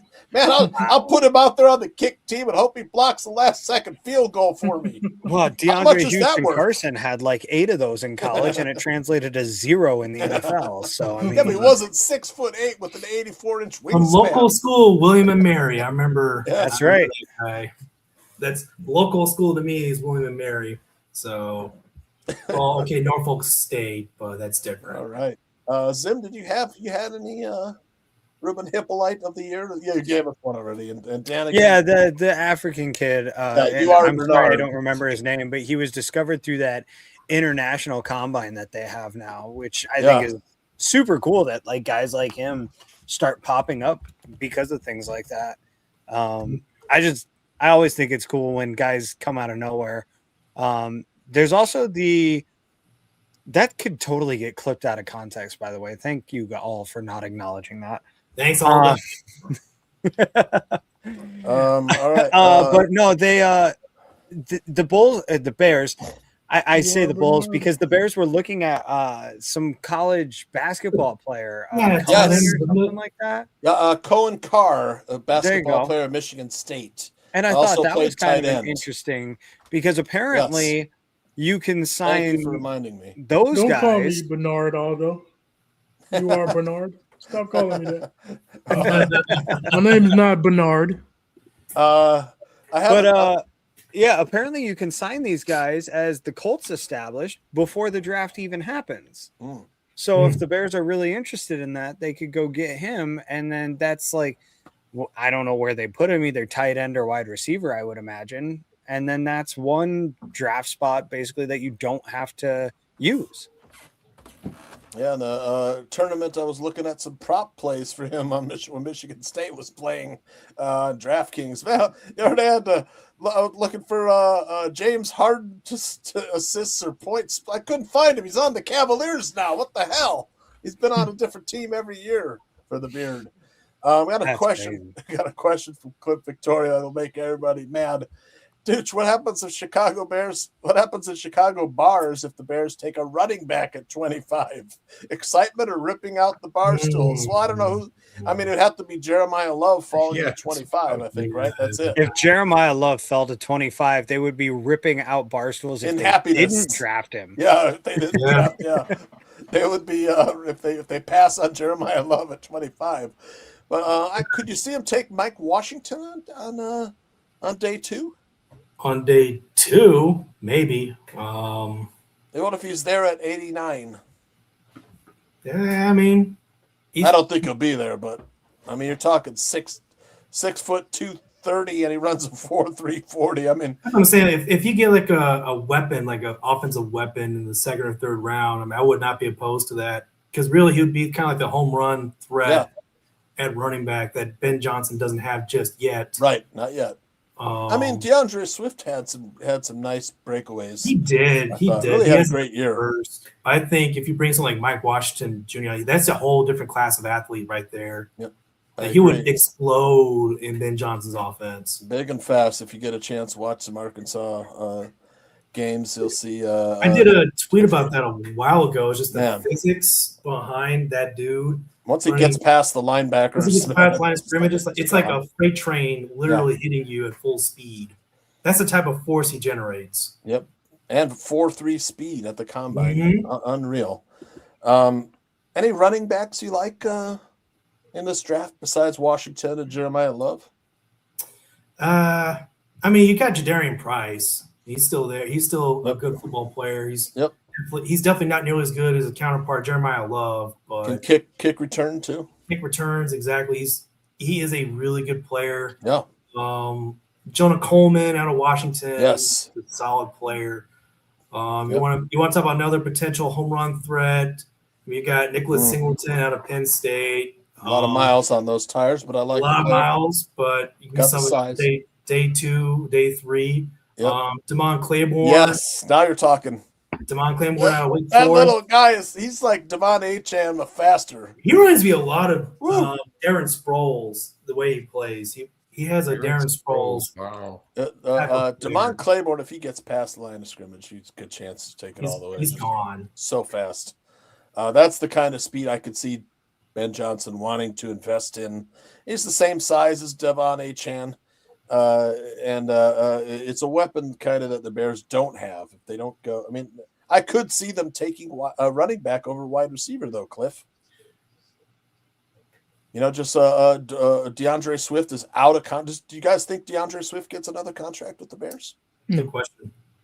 No. Good question. I mean, I can see where 1 year deal, maybe. Yeah. Well, I think it also depends on how. I love him. I do. I like him. But you know how I feel about running backs. They're not. It just doesn't happen, man. It doesn't happen. And I was like not a fan. I was like, well, draft somebody to replace. And this year he proved me wrong, man. He shut me up. Man, he was tough, man. And he was excellent. I love him. I've been talking highly of him, so it's hard for me to be like, no, they won't give him a deal. You were right about Kevin Byard, though, Danikin. Yeah. You were right. They didn't want to pay for what he did. They want to pay for what someone's gonna do, and they went out and got Kobe Bryant. That's it. Yep. And then a player that you got to factor in too is Kyle Monangai because he had a hell of a great Love this kid. season. Yep. And I would think if Not they really do a breakaway threat though, but exactly, he does have some long runs though, like 20-yard runs, more than his share. He's got that phone booth agility that you Yeah. crave. Covering him And in he Rutgers, he is a tough, tough too. player to bring down. He's got he- that natural pad level advantage. He's like 5'8", 5'9". Yep. He's able just to keep a low center of gravity, and Yep. he just he trucks through play. He's got a mean streak, Yep. and that's why Hard to tackle. if the Bears were to draft a home run threat at running back, it would pair him with Monongai. exactly, because then you're like, all right, there is your Sonic and Knuckles combination. Yep. In Thunder Chicago, and Lightning. That's why I have in a lot of mock drafts I did. I'm having the Bears take Damon Claiborne because it's an element that they don't have. Mm-hmm. If you watch check out some of his games at Wake Forest, man. Even if it's just highlights, because Claiborne, man, just be like, I want this on the Bears. He's just so fast. Ran a 4.3 40. I think was it 4.29 or 4.3 something. I think it might have been 4.29. It was the fastest running back at the combine. But can catch the ball too. Not much of a pass protector, or he's not gonna break a lot of tackles either. But he does try. He does fall forward. He gets past the line of scrimmage. He's a threat to take it all the way every time. All right. Any last thoughts on the draft before we talk a little movies or TV shows? Because I did have a couple things that I saw that I could recommend to you guys, because I did see some really good stuff recently. It kind of brought back my faith in movies. A lot of stuff is just retreads. It seems like we're watching the same movie rehashed over and over again, or it's a sequel, or it's a remake. What is it, Tooch? Okay. I saw that movie with what is it? What's that? Chris. It's called Mercy. It has like a stupid name. Mercy with Chris Pratt on Amazon Prime. Oh yeah, okay. And it's kind of like the first movie for the ADD generation and tablet and iPhone generation. With the way it's styled, it's a decent movie. If you like Minority Report with Tom Cruise, it's almost the same movie with like a pre-crime division or whatever. But there's all these screens that pop up and stuff. And you're like, it's kind of like if you have your computer open, you've got a window here, I've got to move this window, and it's fast paced and stuff. And it wasn't a great movie, but it was something new and different that got me thinking about where movies could go. When we're talking about filmmakers these days, and they're not rehashing something. It was stylistically, it was new. So it's called Mercy. It's on Amazon Prime. And then Crime 101 with Halle Berry and Chris Hemsworth and Mark Ruffalo. Really good movie. It's kind of like Heat.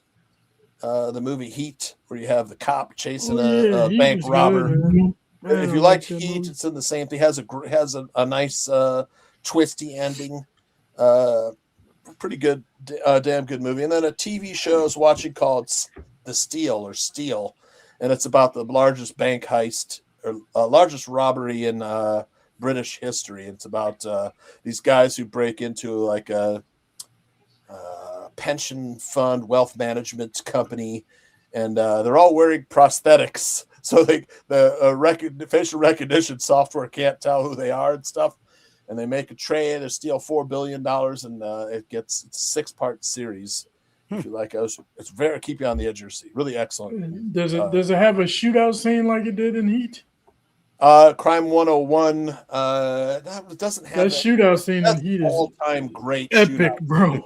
Epic. And the director, was it Michael Mann? I think he said he didn't want to do the gun sounds in the studio. He wanted the natural sounds in the streets of LA echoing off the buildings and stuff. He said you can never reproduce the sound of the gunshots. But yeah, all-time classic gunfight. So Mercy, Steel, and Crime 101 are the latest ones I saw. That's a lot. Nice. Yeah. Anything you've seen, Eric, recently? Gosh, just like all the movies that we watched over and over again on the ship. Go ahead. I saw The Housemaid with Sydney Sweeney and Brendan Sklenar, and I definitely you have to watch this movie, man. It was so good. The Housemaid with Sydney Sweeney, Amanda Seyfried, and Brendan Sklenar. And it is excellent, man. I'll be like, what the hell is going on in this movie, man? You can watch it with your wife because they'll also like it too. It's great, man. A girl, she's like down on her luck, takes a job as a housemate with this weird family. You won't believe the twists and stuff. It's got twists everywhere. So good. You're Really saying Sydney excellent acting. Sweeney. Yeah, I'm there. Sign me up, right? I'll keep, Sweeney? I'll keep that in mind. But I remember a movie that was played on endless repeat over and over again that I thought I would never like, but eventually grew attached to was Anyone But You. Yeah, it's fun as hell, man. Sydney Sweeney and Glenn Powell. Glenn Powell, And excellent. all of a sudden, I'm like, come on, can we get It's something funny. else on the TV? But it wound up sticking. I'm like, it's actually a decent movie. Yep. But for sure, like Anyone But You was something I didn't expect to like, but wound up actually liking. You got to see The Housemaid. I think that's on Stars. I thought I saw a clip of Housemaid just on my timeline, so I might check that out. It's a little violent, but I've definitely seen not for it on a kids. daily basis, so But yeah. Zim? I have Coaching not baseball, had nothing. any Yep. time like that. Pokemon Oh, cards. baseball. You want Dude, one of those I Pokemon am- jerseys? man. I am coaching Little League. I am in school. I New started job. a new job. Yep.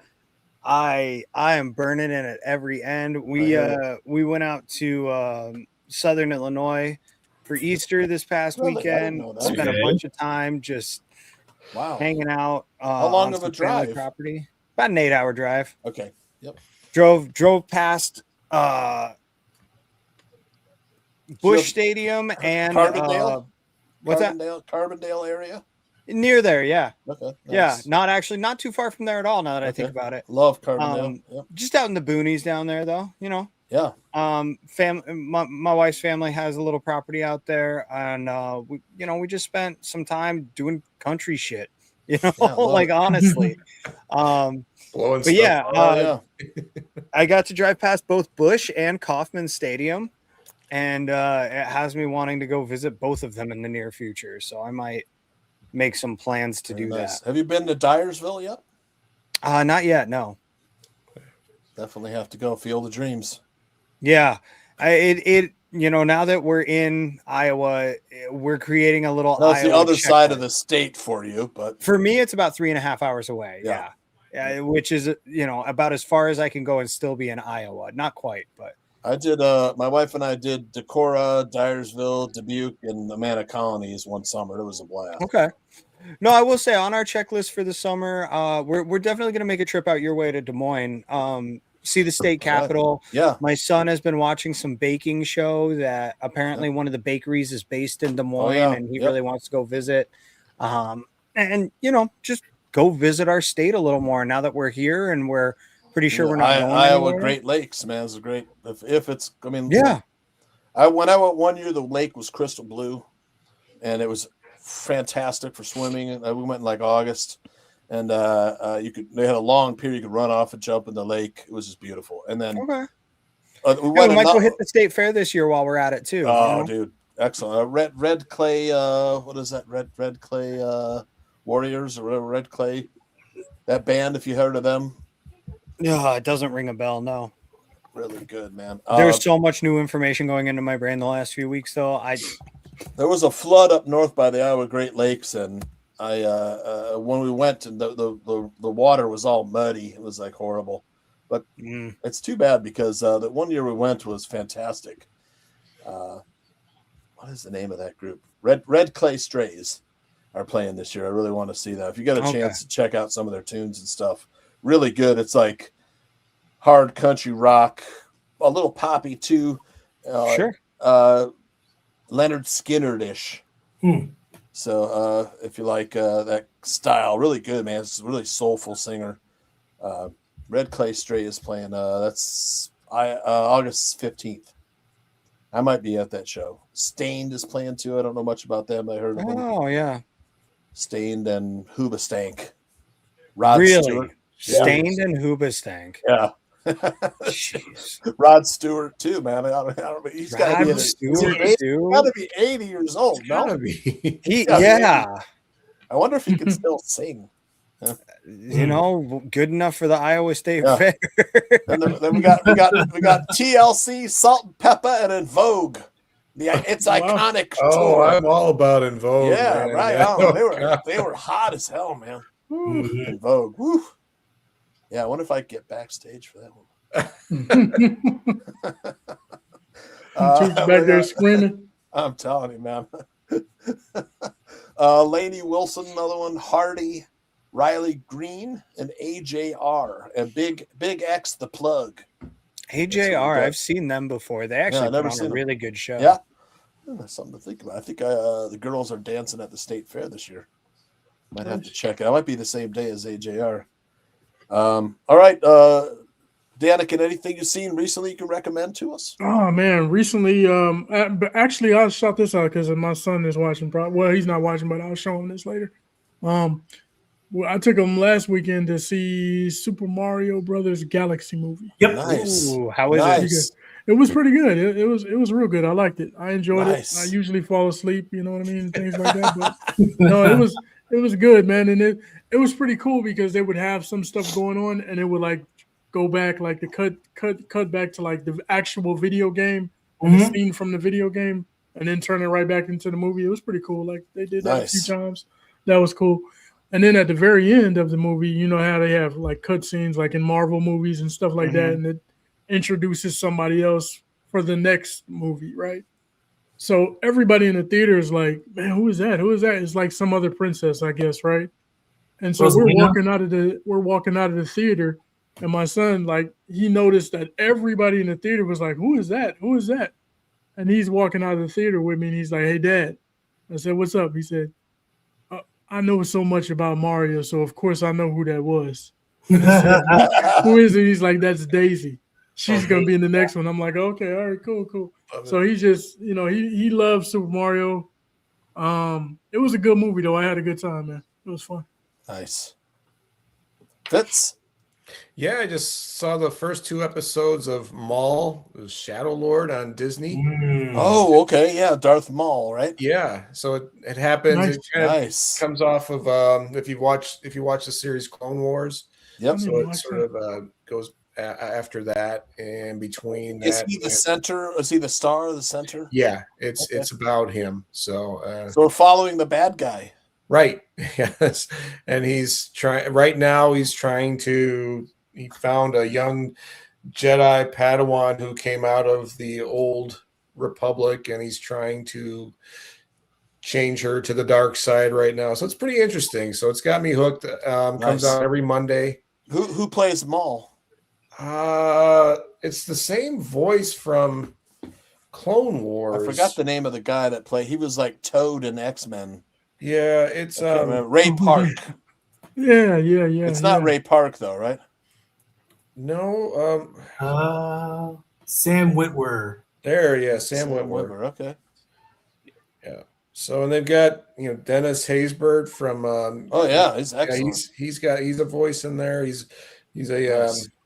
a Jedi that's kind of hiding out, because this is after the Republic has fallen. So it's good. It's got me hooked. I'll keep watching. Where does it take place? And it takes place right after Star Wars Clone Wars. Yeah, after Clone Wars, about a year after Clone Wars. So okay, and in between, let's see. So that'd be it was before Phantom Menace, or Phantom Menace, Clone Wars, and what was the third one? I forgot.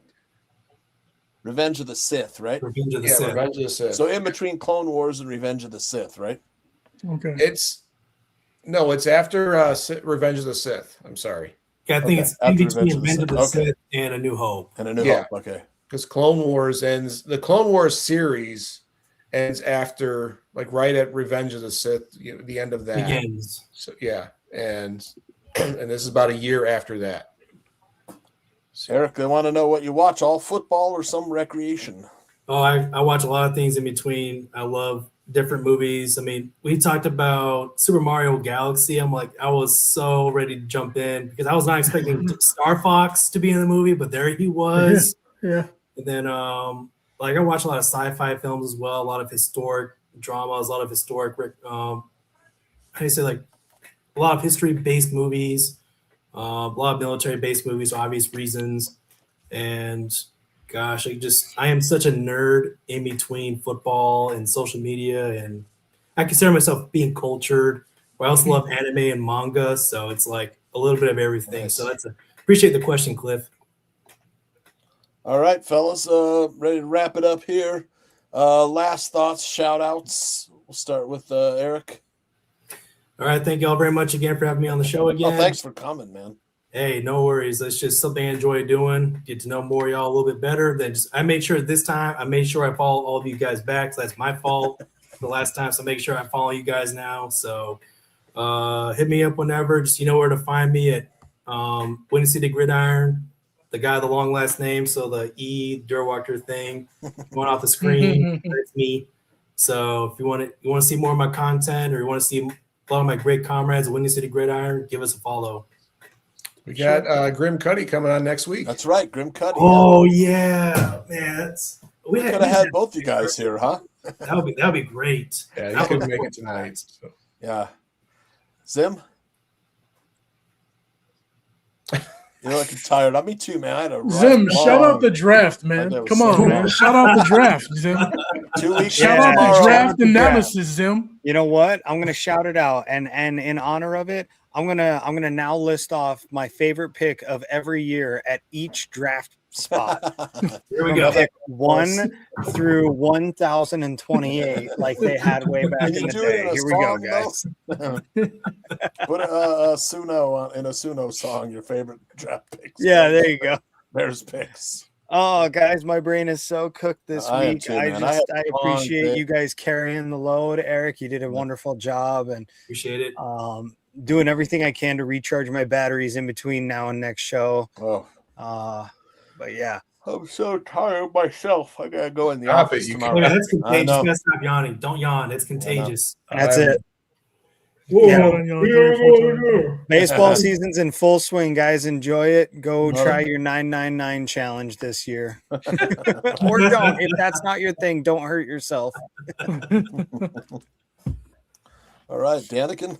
Man, shout out to you guys, man. Always, of course, shout out to Aldo putting this platform together and letting us be a part of it, man. We miss you. Look forward to seeing you back soon. And of course, we see you chiming in from time to time, so we appreciate that, of course. Man, shout out to the chat, man. You guys keep it live. I didn't jump in there today, but I will next week for sure. So, man, keep us in the loop, man. Keep watching, keep looking, keep engaging. I love it. If you don't agree with me, let me know why. I love that too. You know what I mean? So, Fitz. Yeah, Tooch, I sent you a picture in your DMs there. I didn't know. I did it a few minutes ago. Shout out to my daughter. I got home today. I didn't know she was going to be there, but she was here, and she happened to present me with dinner, and I sent a picture in the DMs there. It's a beautiful Italian beef sandwich from Frangella's. It's this little Italian market in Palos Park that has one of the best Italian beefs in Chicagoland. If you ever see anybody's list, they list Frangella's as like that hidden gem, and it truly is. Just this little independent Italian grocer, and they have a great Italian beef. Did you find it yet? Yeah, I'm getting ready to load it in here. And so viewers, you see what Fitz is doing. If he didn't make you hungry earlier, he's intending on doing it now. There's always time, you know. Yeah, it was just a nice little, surprise. She didn't know exactly what I wanted, so she put everything on it. So there's hot peppers, there's sweet peppers, it's baptized, there's mozzarella cheese on it. So like, okay, there it is. Sandwich. Yeah, you can tell it's baptized too. I like that. Yeah, she did. She did you right. Frangella's is a larger sandwich too than most of them, and it's got a sturdier bread, and so they just pack the meat on. Frangella's again? Palos? It's in Palos Park. Yep. And I did a video on it. It's on my YouTube channel if you want to Nice. take. I think it was pre-Fitzometer days, but so it's Look at that sandwich, man. It's Yeah. So I tried to make one today. It didn't quite work. And the out. RC cola. Don't forget the RC cola. of course. Right. I gotta get a tall boy like Danica I need to had. find a Man. tall boy right now. Yeah. So yeah, just a shout out to her for making my day at the end of a crappy work day. Excellent. And, shout out to you guys for making that crappy work day even better tonight. So Hey, no Eric, worries. thanks for being here. It was great having you again. So Yep. Thank you. but yeah, thanks for having this platform for all of us to get on here and Aldo. have a good time. So and to the Aldo's chat, great. you guys are great. 2014, Aldo started NFC North Barroom. Wow. They had a Bears show, a Lions show, a Vikings show, and a Packers show. Incredible. And then the other ones dropped off. It became Bears Barroom, and then finally Nice. the Barroom Network. Nice. 12 years in business here. Rolling. Yeah, That's I gotta thank Aldo for the care package I got. I got this get comfortable, getting uncomfortable. Yeah. I need that care package, man. I need to hit him up, man. And then Danica, check this out, man. Look at this lid. That's it. Oh, you got the 18. Got the Okay. 18, man, repping Caleb, Not man. bad. Not bad. I like that. I like that. Got a tailgate shirt too from Barfly tailgate shirt. Nice. Yeah, I can't wait to get those on. I got my girls are making their first communion week from Sunday. Next weekend I'll be getting food ready and stuff for that. Here, Right. having a party at the house. Both girls. We held the 9-year-old back so they could go to the classes together. Oh wow. 9 and 7, and then there'll be birthday parties for both of them this summer too. So got a lot of girl parties coming up for me. Got to shout out my wife for pulling a lot of duties here with the kids while I do some podcasting. Baby burger? Accidentally hit the big baby burger. Trying to turn the screen there. And thanks Aldo for the platform, all the barflies. We had like 260 people listening tonight. Listening live. So all right, fellas, ready to get out of here. We'll see you next Wednesday. All right. Sounds good. Wednesday. Good night. Take care.